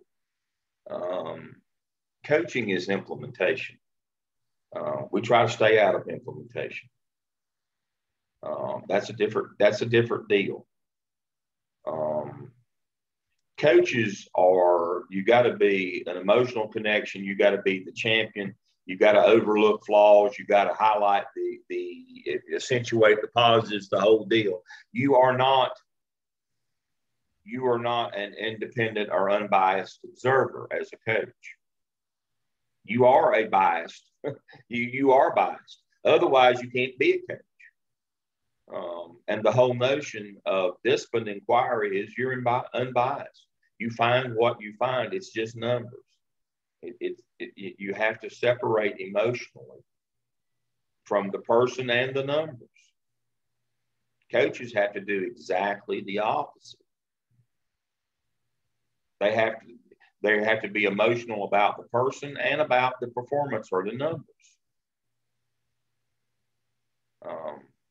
And so, again, we have to make sure that we don't get into coaching. That's implementation, and we try to avoid that.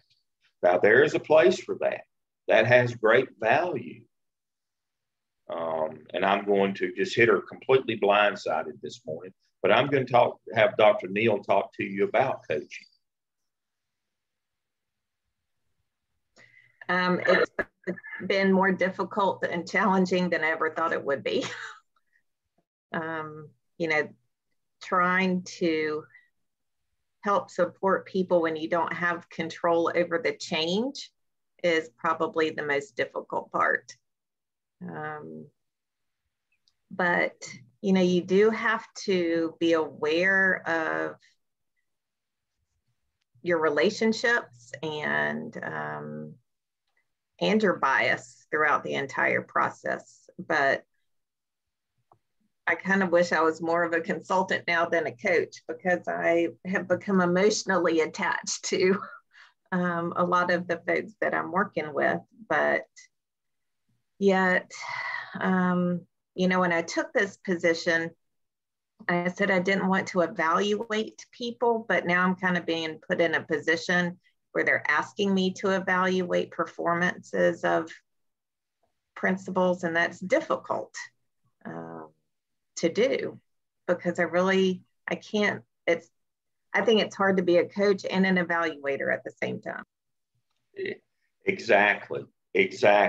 We do that, and that's kind of the when we get to our segment on content today, we do program evaluation. It's impossible, in my opinion, to do evaluation and coaching. It just can't be done. You can't, unless you're bipolar and you can't remember what your other self did, because you can't separate the emotional piece, the bias piece. You can't do that. And please pardon me, we used to call that in research, and I guess it's an inappropriate term now. We used to call it a Chinese firewall. I guess we just refer to it as firewall now, where when you're doing mixed methodology, you're not supposed to know the data that you collected on one side or the other. That's impossible. You're the same person. It's impossible to separate the qualitative and quantitative if you collected them both. Oh, you're supposed to not know this. You know, it could bias. Well, unfortunately, you can't do that. Coaching is a different gig, and it requires a different skill set and additional emotional mindset. Again, we do evaluation. Coaching is not that. It's almost the opposite of that. And it's a terrible place to be. You don't want to be in implementation. You know, that if that's what you want to do, that is fine when you're out in the real world. But for our purposes, especially, we've got to focus on the evaluative piece. We've got to focus on disciplined inquiry. The other is, and quite honestly, it takes a completely different and higher level skill set to be a coach. Not everybody, most everybody can do what we do here, collect data and do analytics. But the coaching piece, as we find out with sports teams and other things in life, not everybody can do that. That is a very specific and unique skill set. A lot of people do it, but not very many people are successful at it. It's all outcomes based. And you don't have very much control over that. All right, I think Richard's on the phone with us. I don't think I see anybody else on the screen. Richard, if you want to, you can weigh in or not. Good morning. Good morning. Can you hear me okay? Yes. So Dr. Lamb, I know I have a appointment with you, I think for next week or so. Yes. We are scheduled for 2 o'clock on the 12th. 2 o'clock on the 12th, okay. I think I'm in the same position as many other people. I've identified some questions. I got 2 groups I'll be asking questions to, a student population and then a staff population that works with them. So I'll be asking them the same questions. And that will kind of inform my next steps.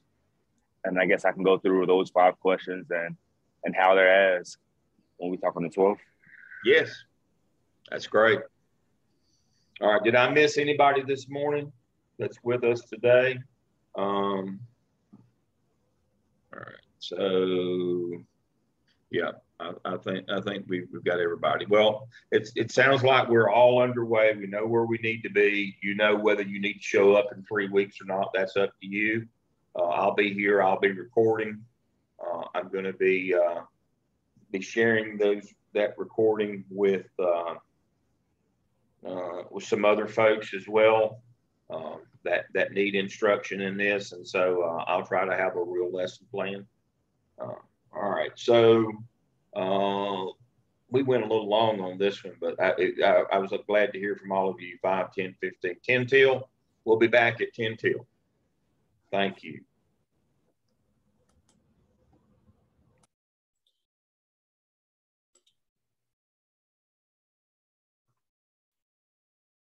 And we're back.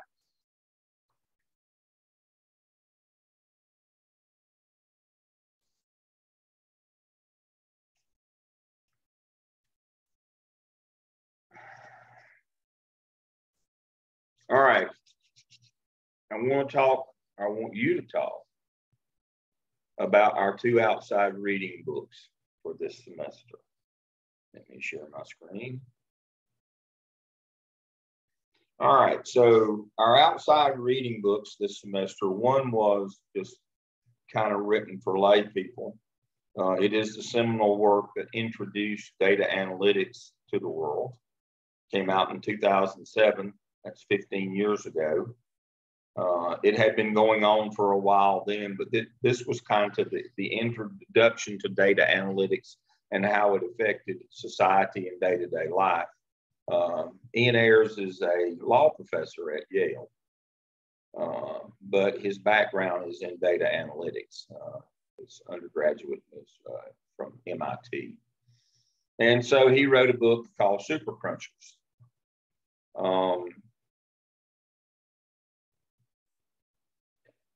How data is being used in different ways, using regression analysis predictions. That's what regression is. It's a prediction, how to get somebody to do something, or what will they do, or what data do we get to them to get them to do what we want them to do.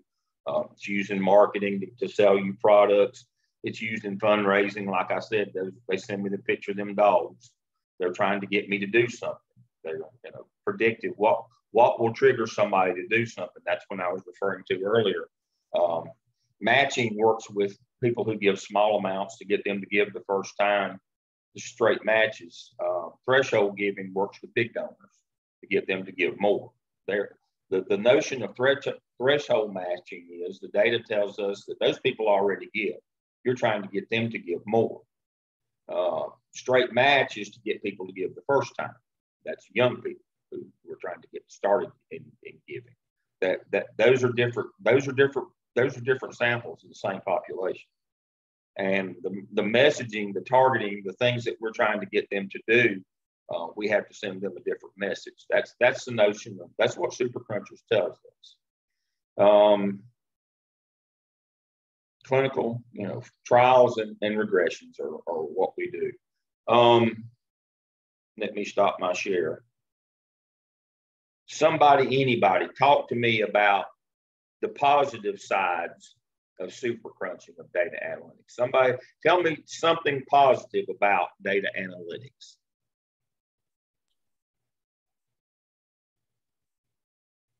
Well, coming from the background that I've had with my MBA, it kind of sounded a lot of like marketing. Really, it helps in that case. Yeah, it helps with awareness. Mm-hmm. It helps you get your message to a targeted population that would consume or use your product.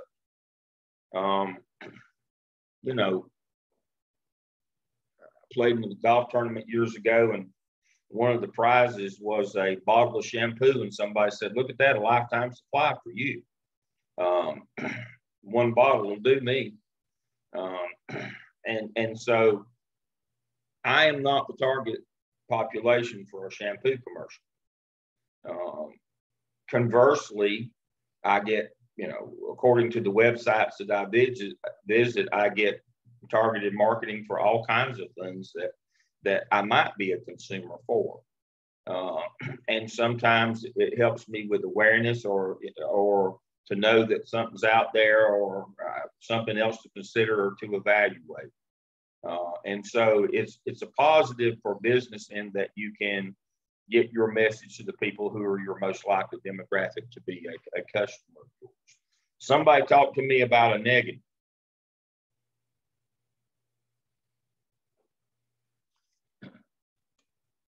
I'm still here. I'm just going to turn my camera off for a second.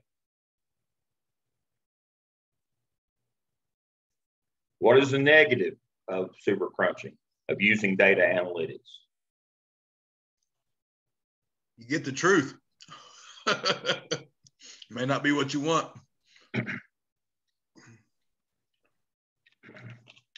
Well, I think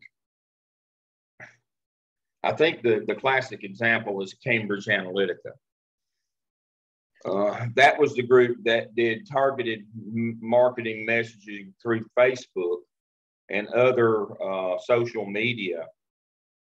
And it does, as Doc says, it does overcomplicate the decision-making process. It pulls a lot of data in that's often conflicting, but it also can send you data in your silo that they know you want to hear. The problem is the efficacy of that data, or the validity or reliability, or the actual objective truth of that data. As we found in the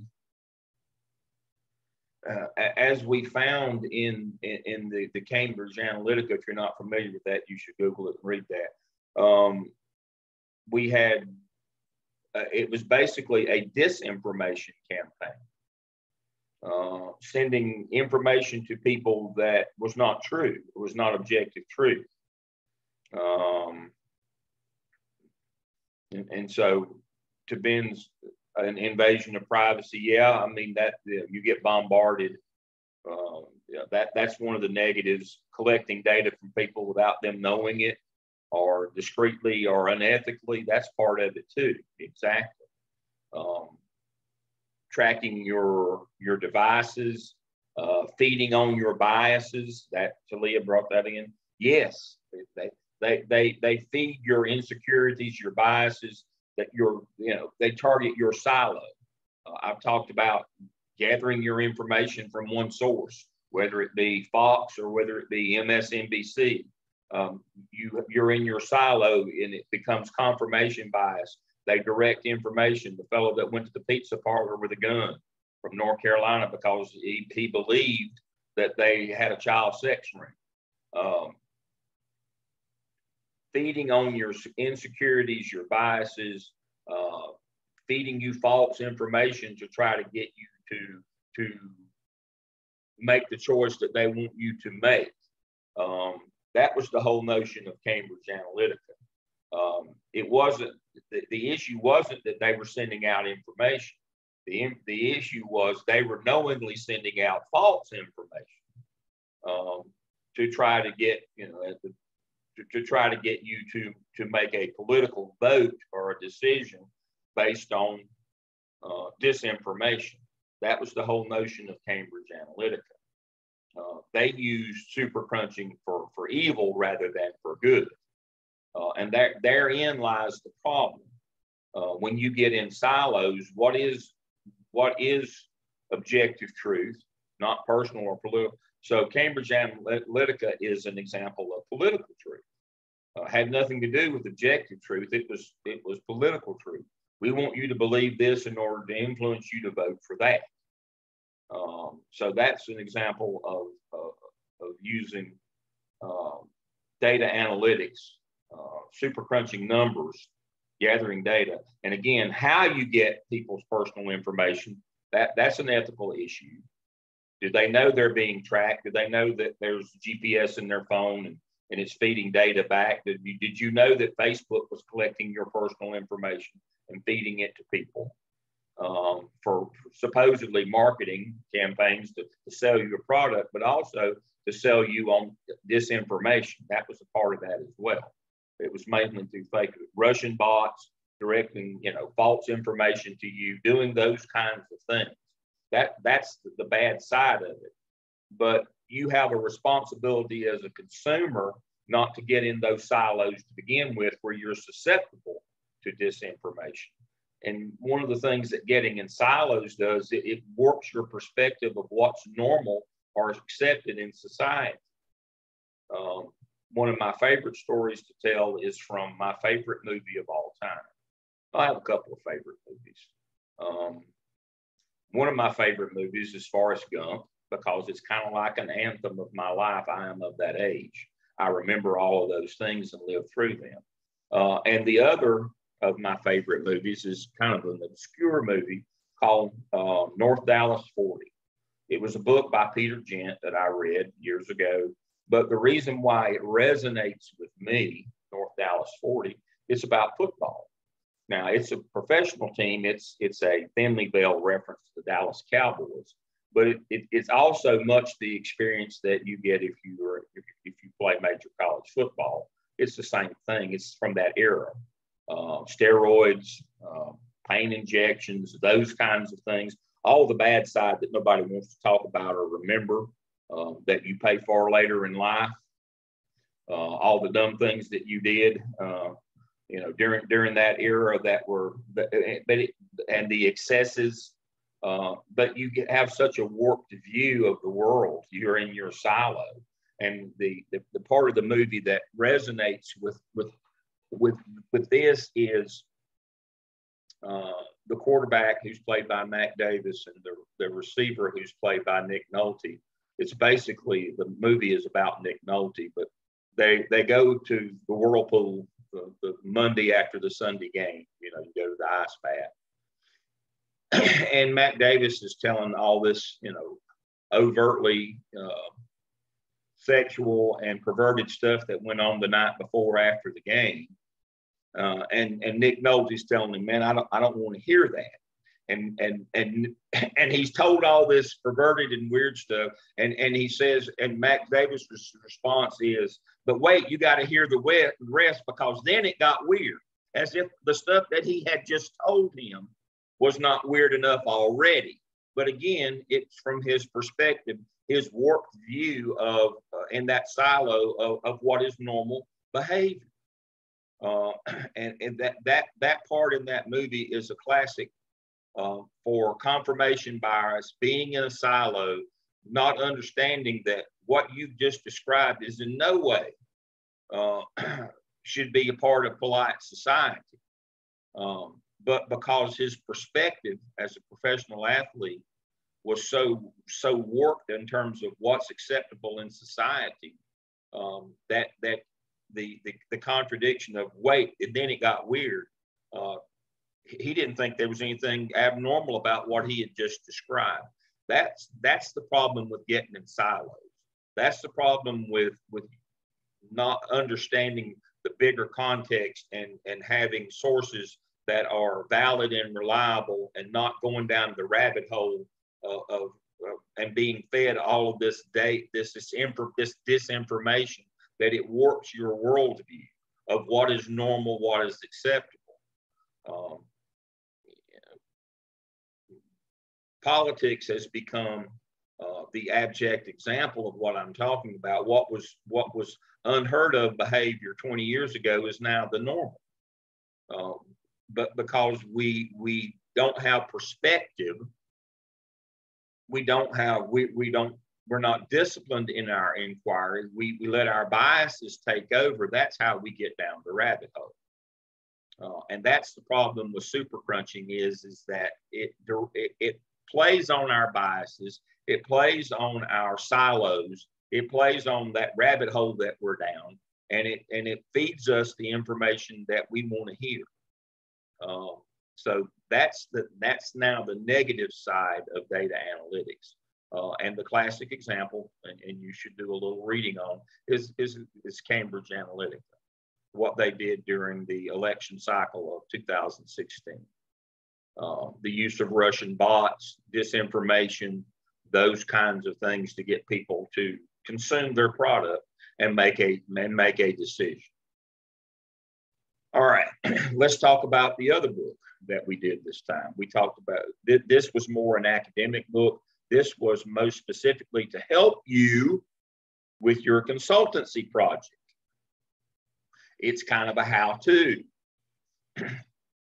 So let's look at that. And so the five major points of the book were how to formulate an hypothesis, which leads you to your research question. An hypothesis, again, is a swag. It's just a stupid, wild-ass guess. what are the relationships in this organization? What's causing this or that? But it leads us to research questions, things that we want to know that we can specifically answer with data. And then that's how to gather and analyze that relevant data that will answer those research questions that came from that hypothesis. This is how we go about doing our consultancy project. How to interpret and communicate those results. That's why when we do a survey, we don't just, well, we did this survey, we actually analyze the results of that survey using statistical techniques. We don't do inferential, we do descriptive. Two fields here of statistics: inferential, what can we infer, and then descriptive, we describe what we find. We don't do analysis of variance, we don't do regression analysis, because we're not doing theoretical work. We're doing action research where we actually go out and we're working to improve something in an organization. And so we do descriptive statistics. Mean, median, and mode. We do those kinds of things. We describe what we find, but how to interpret and communicate that, how to develop some habits of quantitative thinking. Those habits are, excuse me, reliability and validity, sample and population, all of those kinds of things that we've talked about. And then how to deal with the quants in your organization. How do you deal with people in your, again, we're not training you to be a quant, but how do you deal with those quants that are in your organization, or that you have to deal with as a leader, or you have to deal with in an organization that you're working with? How do you deal with those people? How do you communicate with them? How do you, knowing enough to be able to communicate with them and understand what they're telling you? If you're dealing with folks who do analytics, we don't anticipate that you're going to be one of those people, but you are going to have to deal with. You're going to have them in your organization. You're going to have a Dr. Burgess in your organization. If you don't, your organization is going to fail. And so, again, Dr. Burgess does numbers for an organization. She would be what is known as a quant, for lack of a better term, according to Davenport. You have to be able to communicate with her, and she has to be able to communicate with you. But the problem is she can only dumb it down so much. You have to be this high to ride this ride. You, as a leader of an organization, have to be conversant as well. Although you might not do it every day, you have to be able to talk with her and communicate so that she can tell you what's happening and you can tell her what you need. And if you can't communicate effectively with a quant, then they are no value to you and your organization. And quite frankly, they're the most important person in your organization in terms of outcomes. And in the end, that's really what's important, is outcomes. I'm going to ask Dr. Burgess to speak for a moment on how she goes about relating the quantitative data from her organization to the lay people or to the leadership involved in that organization. Sure. So I think it's really important as a quant, as Davenport would call me, to have a good understanding of the practice and what the organization does and what it's about, so that I can listen and hear people's questions and pull the correct data in order to help them answer their questions. And sometimes the instructional leaders and the curriculum experts will get frustrated because they want me to tell them what the data should be saying. But I'm reluctant to do that because they are closer to the problem than I am. As workers in the school, I need to help them interpret the data that I provide, but they need to figure out what to do with it because they have a level of qualitative expertise or a level of subject area expertise or a level of contextual expertise that I don't have. Because if I'm sitting up here analyzing my data sets and I find that one school is not having student gains that the other schools have, and then I were to make a recommendation for improvement, I would likely miss the mark because I don't have the content area expertise, the contextual expertise in order to make those recommendations. What if, you know, that school had, and for those of us who work in education, you know that pregnancies seem to be contagious. And one year you might have 6 people out on maternity leave. What if that was the case? But I'm recommending dumping, you know, thousands and thousands of dollars into curriculum resources at that school. That would have entirely missed the mark, but I don't have that information as a quant. So I need to listen to the questions coming from the field, try to identify and align my data resources to help them answer those questions. And I can do my analysis on the back end and run my statistics and do my correlations and come up with pretty graphs and charts to provide to the principals or the teachers or instructional resources, instructional specialists to help them answer their questions. But I have to walk a fine line between providing data, helping them analyze it, and then figuring out what to do next. There's a gray area there where we have to collaborate in order to make the most sense and make the best decisions about what to do next. Again, I've said this 1,000 times this semester. That's why we don't get into implementation. There's a whole lot more to that than just what are the numbers. Implementation takes qualitative things. How many people you've got out. You can't know that, and you can't let that bias your decisions about the data. You've got to collect it, analyze it. Then here it is. Implementing these things there's a lot of decisions that have to be made. And we can't let those affect the analytics end of it. We don't get into implementation because that's a whole different another job and another matter. There's a lot more involved in that. And so now we'll transition over to Dr. Neal. What Dr. Neal does in coaching is she helps these people who are receiving this data then start making decisions on how to implement something to address that data. That's a different job. That's a different skill set. That's a different thing. I didn't pick these 2 people at random this semester. The whole notion is Dr. Burgess is here on that data collection end, you know, that empirical piece, that piece that's unbiased and unwavering. The numbers are what they are. On the other end, Dr. Neal is here is, all right, here's this data. What are you going to do now, hero? That's the coaching piece on the other end. Dr. Neal, you want to speak to that? Well, we, look at that data all the time to try to determine where we need to focus our attention the most. Sometimes when you're dealing with so much data that's not positive, it's hard to know where to start. Mm-hmm.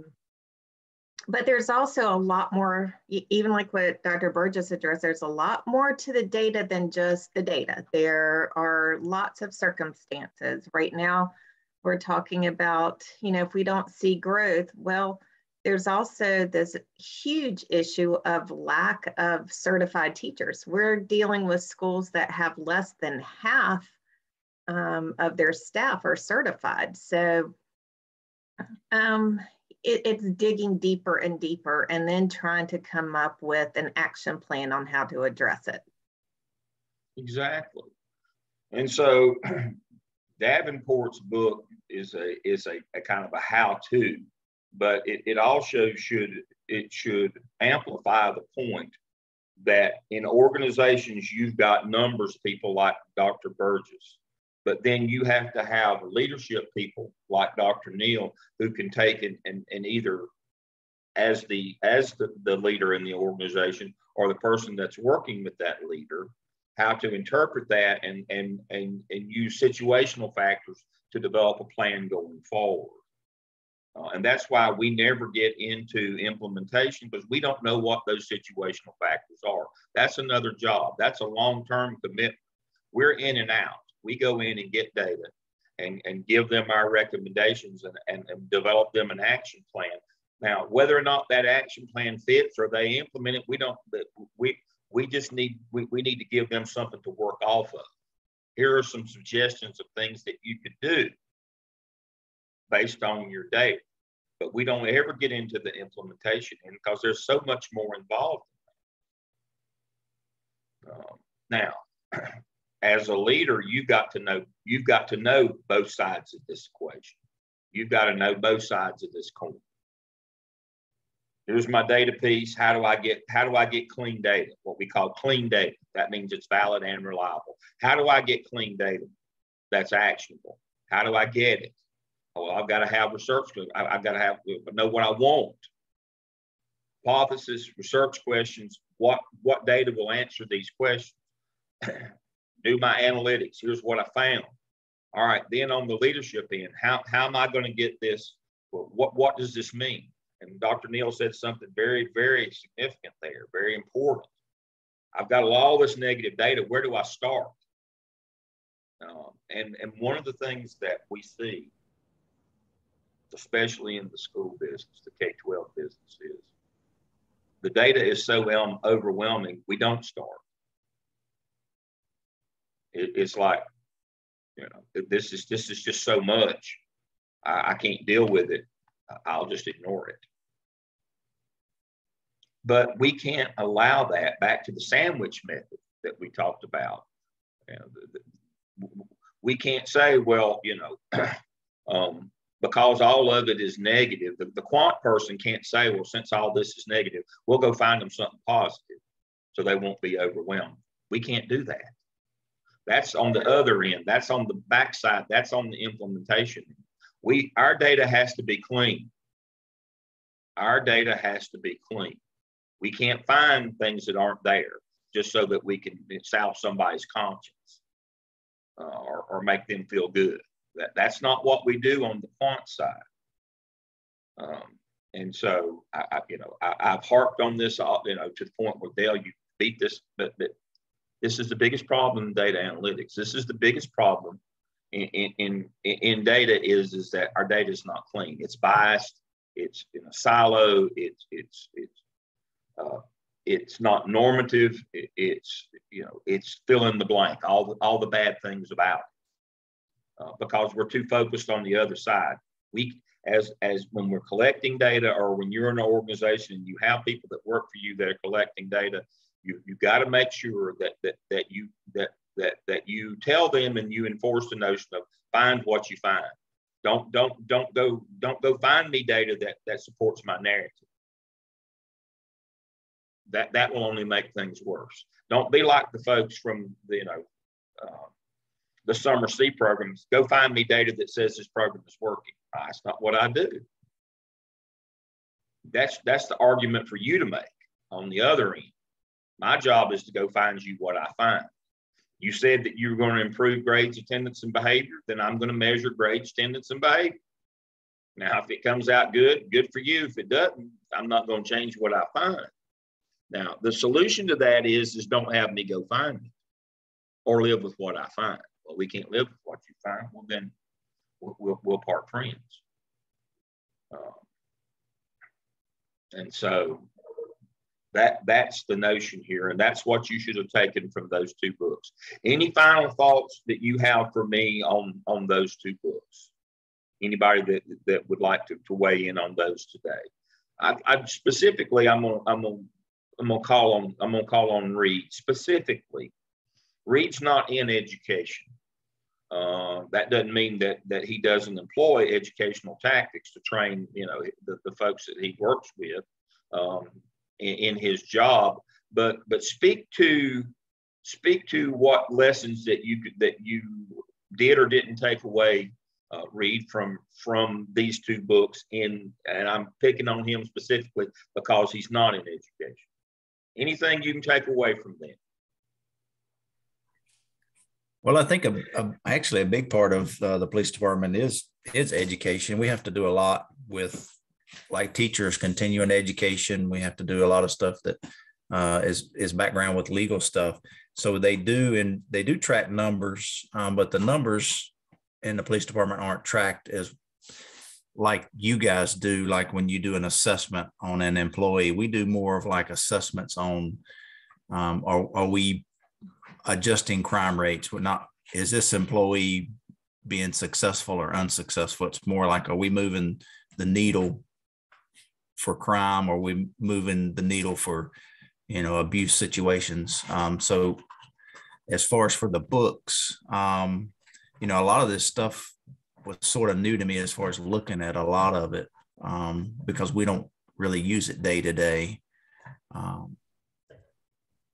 So I don't know if that really answered your question. Well, it exactly answered what my point is. Even if you're in an organization that your mission is not education, that doesn't mean that you're not educating your employees and training and working with them for improvement. So the notion here is that all organizations need to be interested in developing and educating their employees, growing them and getting them better. Go back to Collins, get the right people, get them in the right seats. What if there's no right people? You got to grow them, get them in the right seats, develop them. That there's no right seat for people who are incompetent.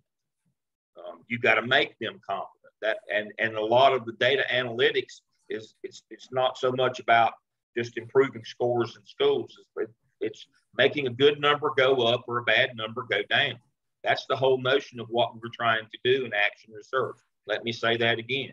We're trying to make a good number go up or a bad number go down. And to Reed's point, he's trying to make a bad number go down, which is crime. And we have to have our numbers and our data, and we have to educate, work with staff development. We have to work with our employees to get what we want. But we have to have our numbers so that we'll know how we're doing, which leads us to our final piece, which is program evaluation. We've got to know our numbers. As leaders, pardon? Sorry, I was going to say, I think that's a growth pattern that we're trying to gather in our police department. Is we've been ultra focused on like moving those metrics in positive and negative for crime rates, but talking about doing evaluations on people, that's been the growing trend for us. Are we holding our folks accountable? Are we doing assessments on how they're well-rounded with their job and that kind of stuff? So the past 4 years have been a big part of that. And we've done a bunch of different evaluations for employees, but we're still searching for what's right and how we meet those numbers and getting the people in the right place and hold them accountable. So yeah, we're still sort of trying to find our way there. Yeah, but one of the fallacies of evaluation is what are you going to do now, hero? Here's your data. What are you going to do? Well, it's incumbent upon you, if folks aren't performing at the level that you need for them to perform, is to get them, to help them, require them to get to that performance level. You got to have a professional growth plan in there. How are you going to grow them into the employees? Your data says they're not the employees that they need to be. Their evaluation of your program or of your employees is such that it's not where it needs to be. How are you going to get from point A to point B? Back to Dr. Neal and Dr. Burgess' point. What if you don't have the people that you need?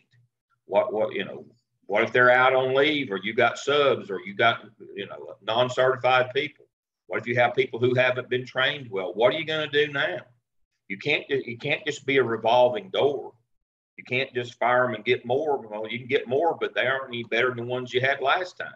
How do you get, again, that's the fallacy with Collins. What if there are no good ones out there? Get the good ones and get them in the right seat on the bus. What if there are no good ones? What are you going to do now? The whole point of program evaluation or personnel evaluation, which is a piece of program evaluation is that you act upon that data, and that you either get rid of them, you try to improve them, and if you can't, then you get rid of them. But that you try to grow them into the people that you need in your organization. But if you don't evaluate either your program or your people, how do you know who's doing what or how well you're doing? All organizations need to know their numbers. When I say you need to know, how well are we doing? How well are our individual people doing in terms of the goals, the objectives, the mission, the vision. Mission, vision is organization. Goal, objectives are individuals. How are they meeting those? And if they aren't, what are we going to do to address that? You can't move an organization unless you know its numbers. And those numbers have to be clean. They have to be unbiased. They have to be objective. You can't be in a silo. You can't have a warped sense of what's normal or of reality. You must be an objective. You must deal in objective truth, not personal truth or political truth. You must deal in objective truth in terms of being honest about your numbers. And then and only then can you put programs in place or training in place to get people from where they are to where they need to be. Back to Dr. Burgess's point, she can tell you your numbers, but you've got to figure out what you're going to do to try to what you're going to implement.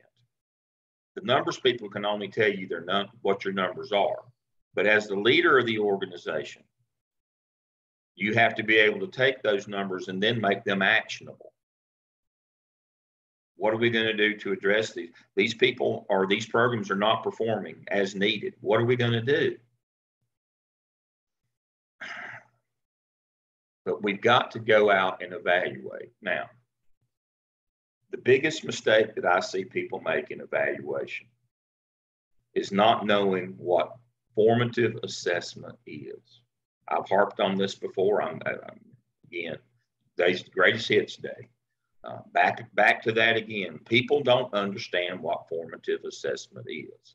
I'll use a school example again. They think we give the kids a test at mid-year, and then we give them a test at the end of the year. At mid-year, we're checking to see how they're doing. That is not formative assessment. Formative assessment is a fidelity check. Are the people that are teaching or implementing the program are doing the things that you're paying them to do, are they doing that as intended? We can measure the numbers, but it's not, we're not looking at the student or the client system, we're looking at the personnel. Formative assessment is of your people. How are they doing what's intended? It's called a fidelity check. That's what formative assessment is. Summative is at the end, we measure the client system to see how our numbers came out, good, bad, or indifferent. But along the way, we've got to do formative assessment. Are those teachers teaching those lessons? Are those policemen out patrolling and doing the things that they're supposed to be doing? Are they making contacts in the community? If we're doing community policing, are they holding these community watch sessions? Are they doing the things that we ask them to do to be effective in community policing? Are they following through with those things or not? And another important part of formative assessment is understanding what the baby steps are that are it takes to get you to your ultimate outcome, or even, your summative outcome for that year or for that cycle. So you can't just, if you want the police to do better, you can't just say, do better, and I'm going to measure it again next time. Do better. It didn't work. Do better. You have to have the experts that can say what a little bit better looks like. What specific action do they need to do differently in the next 2 months, and then in the next 2 months, and the next 2 months, so that by the end of the year, you've moved the needle. It's something I'm more familiar with. Like if a young person is having trouble reading, you can't just tell them to read better. You have to say, you need to learn how to identify the first letter sound. Okay, once you've done that, let's work on some blends. Okay, let's work on phoneme segmentation. And there's that order that things need to happen in order to become a better reader. So informative assessments, it's about measuring more frequently, but also measuring the important things and the right things in the right order as you move through improvement. And I might be getting ahead of ourselves because I know we're going to talk about improvement science next. No, but that's exactly it. That's where it leads us, is to improvement science. There's a science to this, and that's kind of where we'll conclude today. There is a science to this that we just can't. It's a plan. It's not hope. But that's the whole notion of improvement science. We're trying to improve organizations and the people within those organizations. What we do is a part of that overall improvement effort. It starts with clean data. It starts with actionable plans. It's, to Dr. Burgess's point, as a principal, I got to go out into that room and make sure that teacher is following that plan with that child. That fidelity check, are you doing what we, as intended, what we want or need for you to do with that child? We have a plan to how to develop an emerging reader. Are you implementing that plan? Are you staying on track? And that's what we go out and do. We go out and collect data. We do walkthroughs. I've got a professional growth plan that I've developed for, kind of a generic one. For school teachers, and in terms of, this is the plan as a principal, that you need to have something that models this plan. And the notion is that these are the specific things that we want to be covering, and you to be covering or doing in your classroom. We got to go out and check, are you doing those things? If not, we need to be working with you on how to do those things. That's what formative assessment is we don't just say, go to the room and, good luck, and we hope at the end of the year when we do the summative that everything turns out well. Well, how do we know? How do we know that that teacher is doing what we want them to be doing? How do we know that that policeman is doing those things that we know in community policing that will lead to a lower crime rate? If we don't have that plan and work our plan, we're just operating on hope. That won't work out for you as a leader. Just hoping things end up. You've got to go out and check. Are they doing the things? Have we identified for them the things that they need to do? That's where data and data analytics. Have we identified the things we need for them to do? Do we have a plan for them? Are they implementing that plan with fidelity? And then the summative is we measure, did we get that? Improvement science is a science. There is a scientific way to get improvement in organizations. It's not random. It's not luck. It is a process. So I want to quickly, I'm watching our time. I want to quickly go through, let me share my screen. The Royce PowerPoints that I have for you, share screen.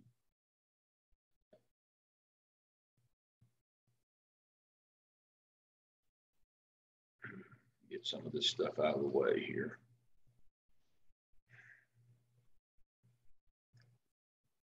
Intro to importance of all these things, descriptive evaluation. Program evaluation is a subset of research. Let's see, program evaluation. This is the point right here. Program evaluations are practical endeavors, not academic exercises. We're trying to actually change something that is real. That's the notion of a program evaluation. That's where this course has taken us. I told you the first day, this is action research. This is real. It's not theoretical or experimental. We have a theoretical underpinning, but we're going to actually go out and collect data, and we're trying to actually improve something in an organization. That's what program evaluation is about. We're trying to actually do something that's real, that addresses a real problem. Ethical issues, we've talked about these all. IRB, don't harm your subjects. We go through this informed consent. We talked about these things. We have to do it in an ethical manner. We can't be using trickery or disinformation. That's the problem with the data analytics is people don't do this. They don't care if there's harm. They don't care if a guy gets arrested and spends years in prison because he believes that there's a child sex ring operating out of a pizza parlor in Washington, D.C. They don't care. You have to care. You have to make sure that you're concerned with the ethical way that you collect and disseminate information. All of your ethical guidelines here from the people that you're working with. We've covered that ad infinitum this semester.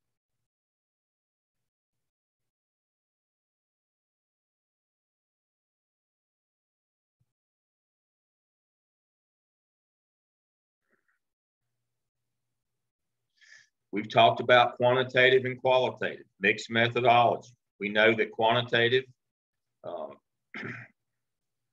we use survey, but we're collecting quantitative data that is a specific number, qualitative interviews, observations, documents, but how that we put those together and that is the ethical way to do action research. Dr.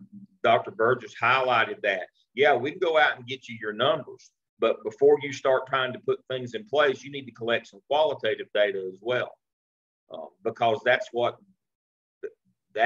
the ethical thing to do. We know that we have a better chance of success and that what we're doing actually will have an effect on what we're trying to change.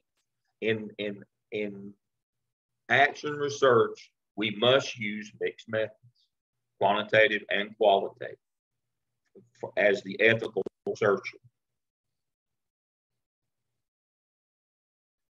Formative and process evaluation, that's what I just got through talking about. We can't just hope at the end that it's all going to go well. We have to, formative is of the people, process evaluation is formative of the process along the way. Fidelity checks. You've got to make sure that folks are delivering as intended. They're doing what you're asking them to do, whether it's teaching reading to a child or doing community policing. You have to make sure that the employees are doing what are implementing the plan as intended. You've got to have a plan, but you've got to make sure that your folks are implementing it as intended. That's part of program evaluation. That's part of leadership, is making sure that people are doing what you pay them to do. Needs assessment, we talked about that earlier this morning. Needs assessment's very simple. We find out what people need. We find out from the organization what we're giving them. We do a gap analysis to help the organization make sure that what they're providing is meeting the needs of the client system that they're trying to serve. Very simple. The simple gap analysis. Needs assessment, we ask people, what do you need? It's not any more. But when we're serving individual clients, when we're serving the population, when we're doing customer service of some kind, we need to do a needs assessment. What do you need? Then we assess what are we providing them, and we do a gap analysis between the real and the ideal. What can you do to get closer to the ideal? That's where you plan. That's what your plan is for.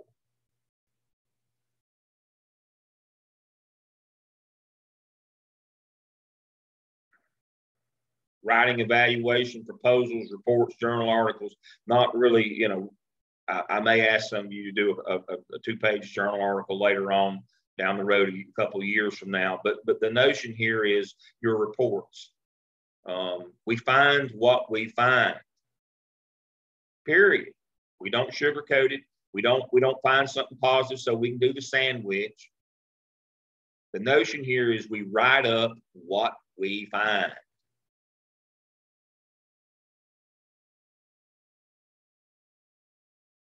We do single system research design. We're working with an organization.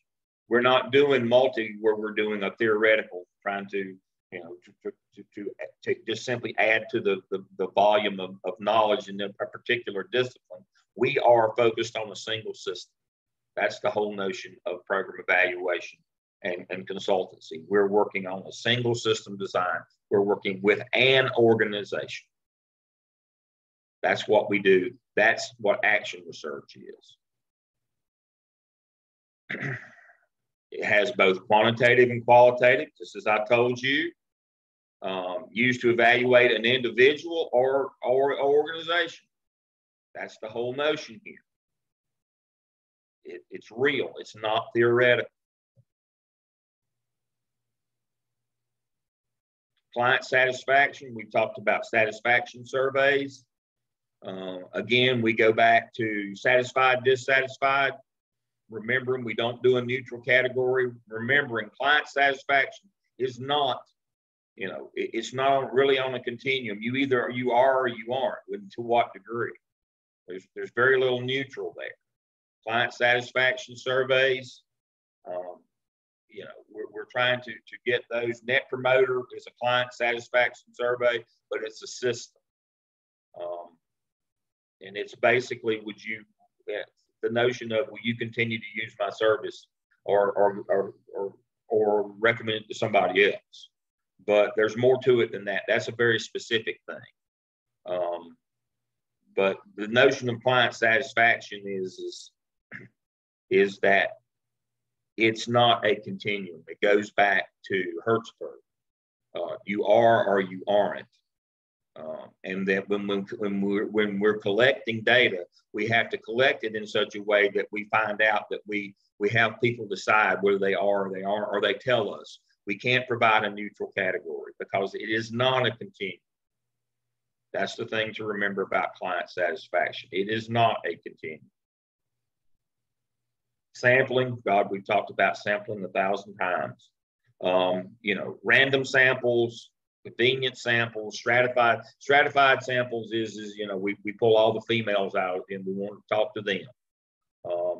One of my doctorals right now, we're doing a random stratified sample with her. She's pulling all the females out of she's pulling her sample out of the population of students who go to career centers in South Carolina. You know, the CTE career centers for technical education centers, but she wants the females. Well, it's still a random sample. It's just stratified. Convenient samples, most all of the samples that we pull in DEOL, almost all of those are convenient samples because we're working with an organization. We've got access to them. That doesn't mean it's bad, but here's the thing to remember about it. It's only specific to that organization. Let me say that again. I'm going to stop my share. Remember, when we collect data from this convenient sample of this organization that we're partnered with, it's not theoretical, it's practical. But it only speaks to them. It doesn't speak to another organization that might even look like them because it's a convenient sample. It is not a random sample. If you want to speak to all schools, or if you want to speak to all police departments, or if you want to speak to everything, you have to have a random sample. A convenient sample, you can only speak to that organization. But that's what we do. We're only speaking to one organization.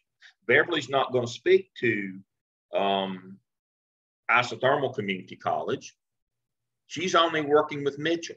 It's okay to have a convenient sample. That's desirable. We don't want to go out and sample people from other community colleges. That won't be relevant to Mitchell. Leslie's working with Cleveland Community College. She's not trying to do a program for somebody else's community college on how to get their nursing program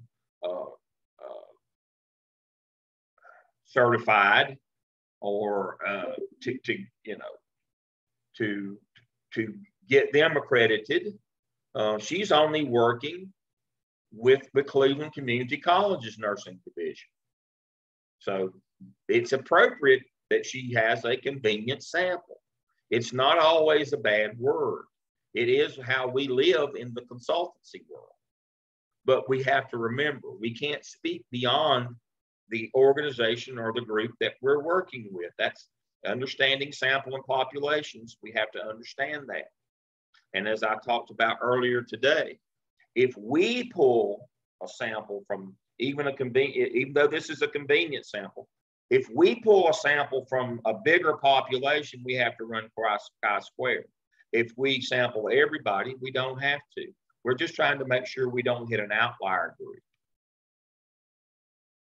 So again, all of life is sample and population. We've talked about that a 1,000 times,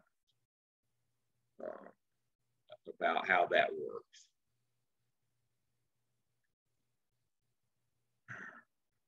Now, here's something that we have not talked about. Cost effectiveness and cost benefit analysis. And that's one of the things that I've alluded to several times this semester. And I want to spend a minute or two on.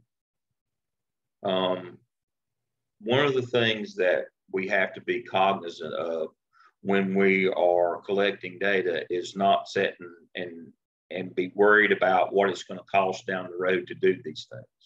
That's that second piece that Dr. Burgess was talking about when she collects all the data and says, here's your problem. And she goes out and talks with those people on the qualitative end about, you know, because they know what it would take to do this or do that. That's where that cost effectiveness piece comes in. We don't really consider that when we're collecting data. You know, we can't be concerned with that piece because it will bias what the data that we collect or how we interpret it. We find what we find. Here's what we found. Now, we go over to the people that are there. They're the content experts, the area experts, the people on the ground. We take the data over there to them, and that's when the negotiation on cost benefit analysis occurs. She goes over and says, you ran this program. This is the results you got. And takes that to them, and they say, we spent $1 million on that, and we only got 1 point of gain. Well, that's not cost effective. She collects the data and she goes over and says, you got a standard deviation, you got 5 points a game. And they said, well, you know, we ought to keep on doing that. It didn't cost us hardly anything. But she can't have that in her mind when she collects what she collects. She can't say, well, that was really good because they didn't spend much money on it. Well, no, they didn't spend much money on it. You know, but we can just keep on doing that because it didn't cost us much. We didn't get much gain, but we ought to keep on doing it. Well, no, we're wasting time as money too. Again, the cost benefit analysis is on the leadership end. That second piece that Dr. Burgess talked about this morning, that's where that comes in. That's not for us on the data collection end. We can't be saying, we can't be gauging or biasing what we find on basis. Well, they spent $1 million on this. You know, we got to find them something good, you know, because they spent so much money. Boy, we better find some results over here. No, we find what we find, regardless of the dollars. That's the leadership. That's that second piece. That's that implementation piece that I keep talking about that we don't get into as researchers. We can't get into that piece. Because if we know they spent $1 million on this, it might bias us in what we're, you know, in our findings. If we calculate that in, well, I better find something for them. That is that second piece. That's all right. Now, hero, what are you going to do piece? Here's your data.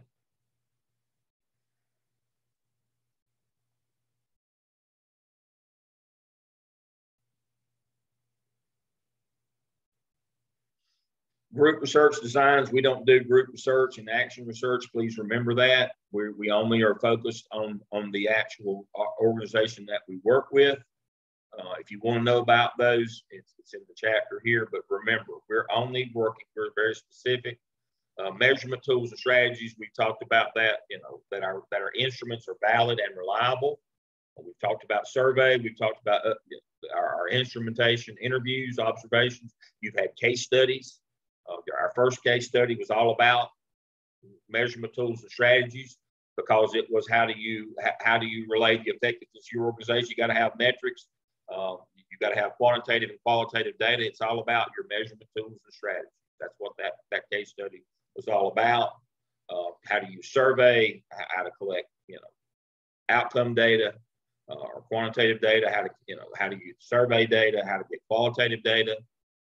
How to do interviews, how to give feedback, all those things that were in our case study spoke to our methodology, our tools that we use, and our strategies that we use.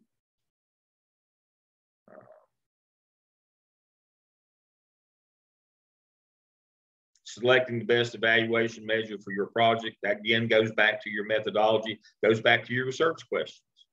Here are the things I want to know. How am I going to answer those questions? Just that simple. How am I going to answer those research questions? The things that I want to know. How am I going to answer those? And we select the best method for that.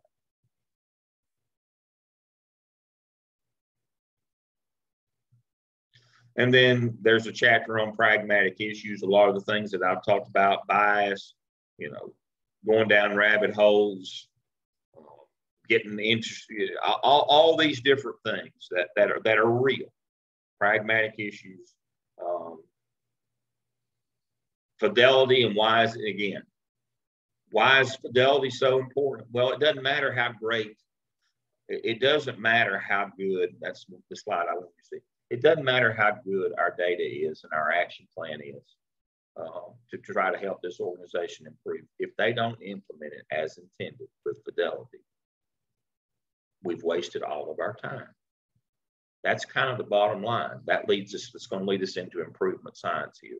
If we don't go out and check on these folks and make sure they're doing what we intend for them to do, more than likely we will not get the outcomes that we want. We can do everything right.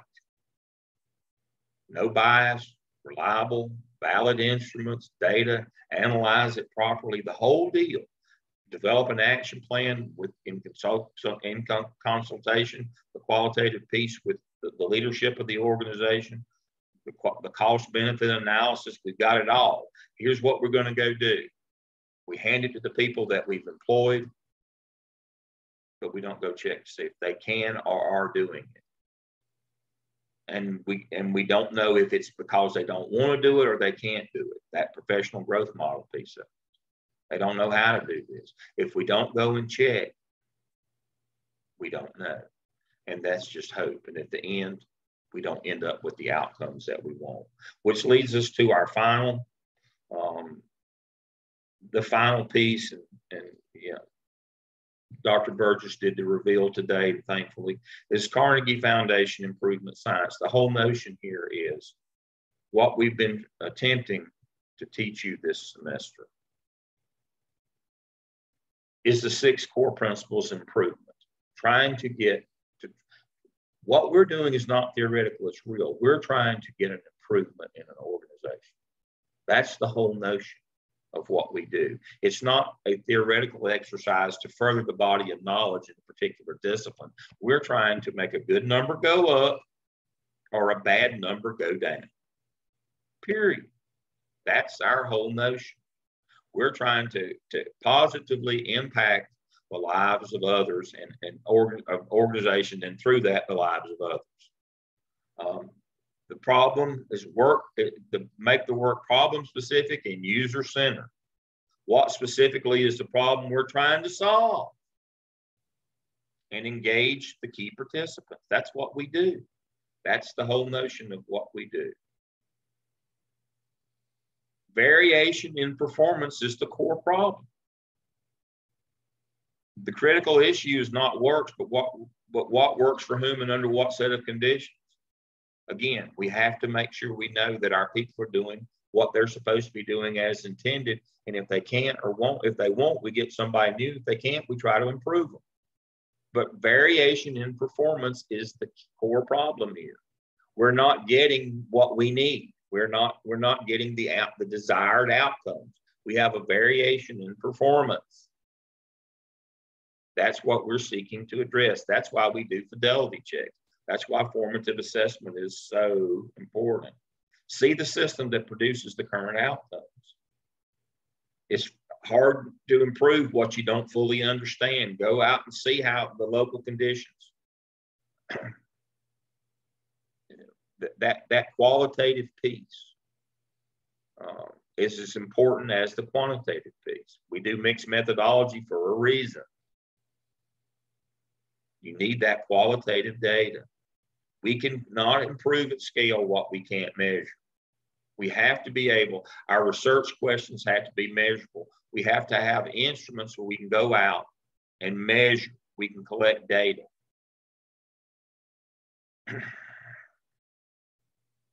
Disciplined inquiry. How many times have you heard me say that?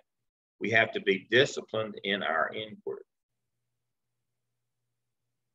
And we accelerate improvement through network communities. Embrace the wisdom of the crowd. That's why we go out and talk with people. That's why we try to get that qualitative information. We try to crowdsource. I mean, that's what interviews and focus groups are, basically crowdsource. Give us some ideas, give us some feedback. We accelerate. As Dr. Burgess said, we got this data over here that tells us what we need to fix. We go out and we talk with these people, and they can put context to it because they have content and context expertise because they're in the field. They're at the point of impact. We can accomplish more together. That's the whole notion. So what we've attempted to do this semester is take you logically through the steps and what it takes to do improvement science, to get an improvement in an organization. It is not hope. It is not magic. It is a disciplined process of how you must go through all this, and you must control for your bias. You have to make sure your sampling is clean. All these things contribute to this overall process of getting improvement in an organization. And that's what we do. As both consultants and as leaders, we are interested in making a good number go up or a bad number go down. I'm done.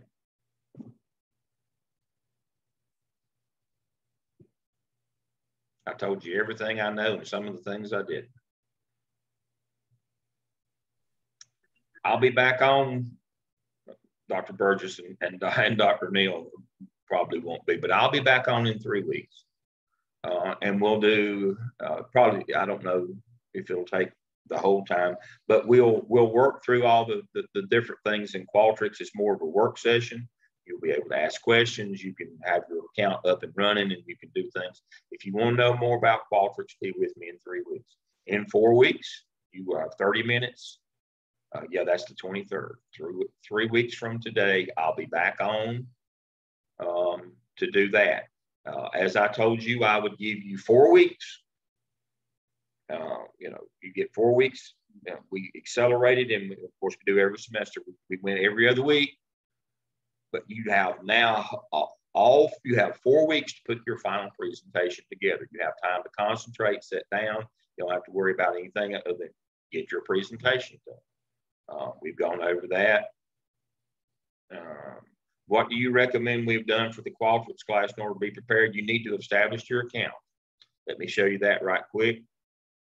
Let me share my screen. You simply go to Web Connect, the same place where you get your email and Blackboard. You can, it's in this menu here, and you move up here. See where it says Qualtrics first time users. Make sure that you have, all you have to do to be prepared for the Qualtrics piece is to have your sign in so that you have a Qualtrics account. Now, for the actual practical piece of that week, if you want to, as a result of that session, be able to send out your survey, you need to have developed it in Word. And hopefully send it to me. If not, at least have it developed in Word. Don't develop it in a PDF or something else, because we have to be able to copy and paste it into Qualtrics. Otherwise, you have to sit and type it all out. And I'll show you the tricks of the trade. But yeah, have your account established and have your survey or surveys. At least have them in a Word document, unprotected Word document. And we can go from there. If you want to get in the account and play a little bit, it's a sandbox. You're not going to hurt a thing. You can do that, and you can see kind of how it works. Can you repeat what you said about a Word document? I'm sorry. We just need to have, when you create your surveys, a lot of times they come in PDF form or they're in different media. They need to be in a Word document where we can copy, an unprotected Word document where you can copy and paste them into Qualtrics. If not, you have to sit and type it all out. And you heard the pejorative there. That would be you. I'll help you. I'll copy and paste and build your survey. But if you send me a PDF, that would be you. It takes forever to type that stuff in. It doesn't take me long to create a survey because I know what I've got the questions and I know what format I want the responses to be in or what type of question it's going to be. Got all that hammered out. All I've got to do is copy and paste them in there. I can do whose did I do just a day or two ago? It was like 16 questions. I think Heidi's. It takes 10 minutes if I can do that. But if you send me something that I can't break the code on and I can't copy and paste out of, then it's got to be typed out. It takes forever to do that. Now, I understand what's time to a pig, but don't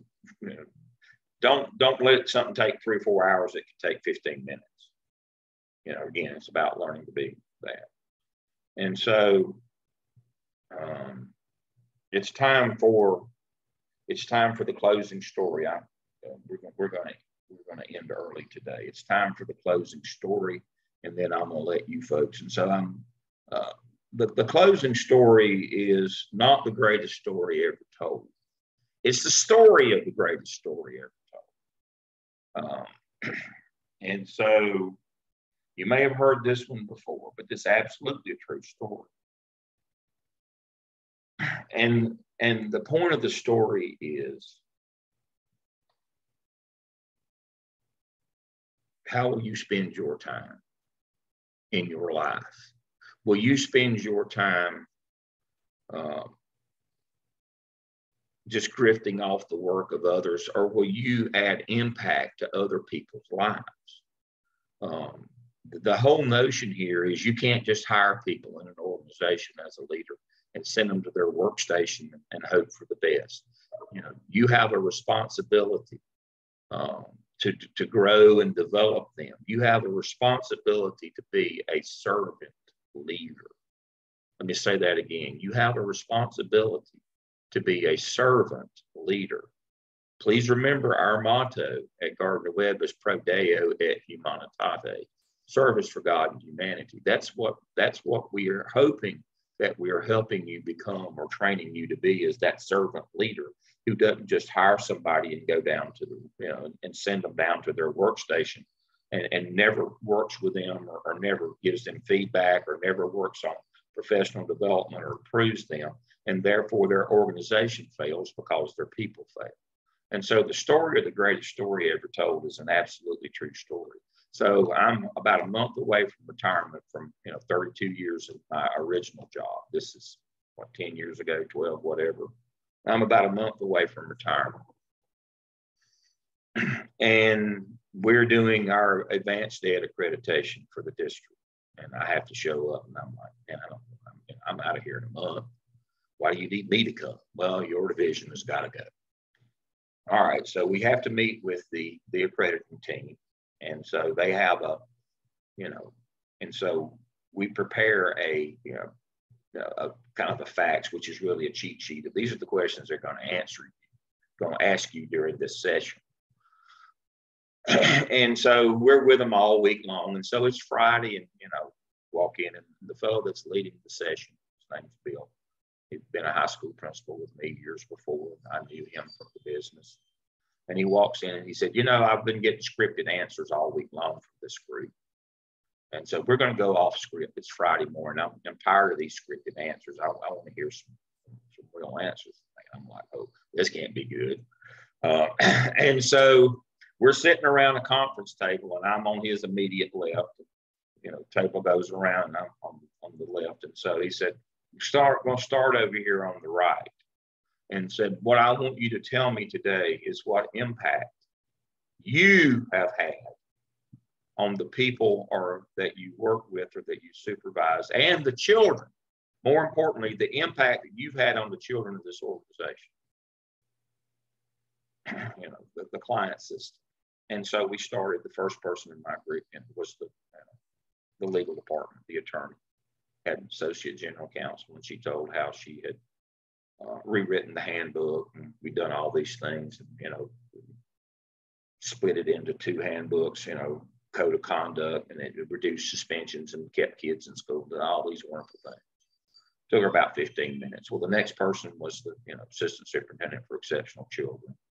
You know, and of course she had to talk. The last one, she was about 20, 25 minutes.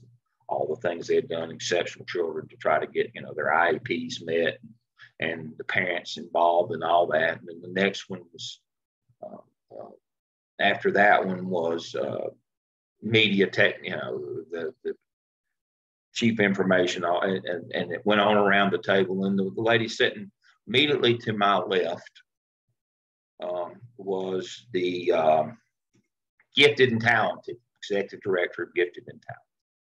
You know, I have all these auxiliary services, you know, and so I'm all of them's boss, but I'm sitting. But anyway, she's sitting immediately to my left, and so she starts. And of course, I'd like to say it started out 15 minutes, then 20, 25, then 30. Then the one before her was like, everybody's got top, the one before them, 45 minutes of this wonderful impact they've had on the children of the district. And so this lady gets started, and she's truly told the greatest story of all time, the greatest story ever told. This high school principal, you know, had taken a chance and hired her and developed her, and wonderful, and she'd spent her years teaching, and he'd hired this young man, and they had met and got married and had children, and she had grown and developed, become a principal and become executive director, all these wonderful things that they had done, and that sent their children to school and had built their family and become a part of that community. And it was truly the greatest story ever told about all that, you know, that she had done through her department and her years in the district. Think about at that point, about 17 or 18 years in the district, all this impact that she had on these children. And everybody else, me included, around the table, got tears in their eyes. Now, everybody else is crying because of the great works and deeds she's done. I'm crying because I got to follow her. And so by the time she gets through, it's about an hour and a half. By the time she gets through, it's 1 o'clock. It's well past lunchtime. We'll break for lunch. I ain't showing up this afternoon. I'm going to say we had an emergency. There was a shooting on the west side or something. I had to go. But Bill looks down at me. Remember, this lady's over here. She's just told literally the greatest story ever told about her service and what she's done for the children of the district. And he looks at me and he said, I know you think you're going to get to go because it's lunchtime. But he looked straight at me and he pointed, Deol, what is the greatest thing that you've done for the children of the Charlotte-Mecklenburg school districts? And I looked him dead in the eye and said, I hired her. The point of the story is you can't just hire her. What have you done? Now, the truth of the story is, and this is why it's a true story, I was that high school principal that hired her and developed her. And she's one of the greatest successes of my career. Her name is Stephanie Showman. She's one of the greatest successes. I've had few. She's one of the greatest successes of my career. Truthfully, I did hire her. But the notion here is you can't just hire people. That's not just your role. You must be a servant. You must serve them and lead them and grow them into the people that they need to be for your organization to be successful. You can't do that if you can't be honest and unbiased and collect your data and act upon that data. You can't do that unless you're disciplined in your inquiry and always with the eye to improvement science, that you're going to make a good number go up or a bad number go down because it serves the clients that you are trying to serve. That's all I know. I'm done. Folks, I'm going to open the floor up for comments for you. Again, I will see you in 3 weeks. For our Qualtrics, I'll see you in 4 weeks for your up to 30-minute presentation of your proposal what you're going to do during your consultancy. I'll open the floor up for you. I'll start with Dr. Neal and Dr. Burgess. If you'd like some closing comments today.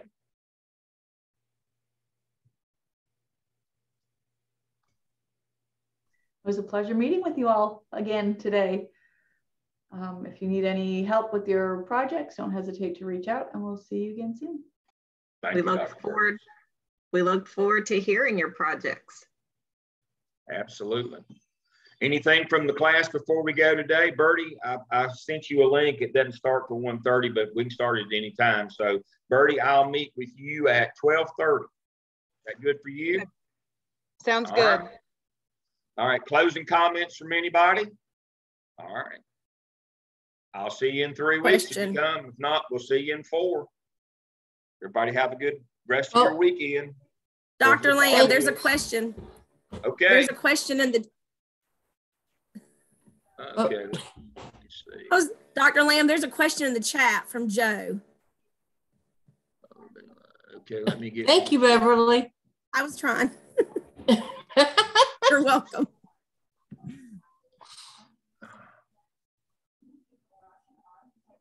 Are the open-ended questions going to go through Qualtrics or just BCC email? I don't understand the question.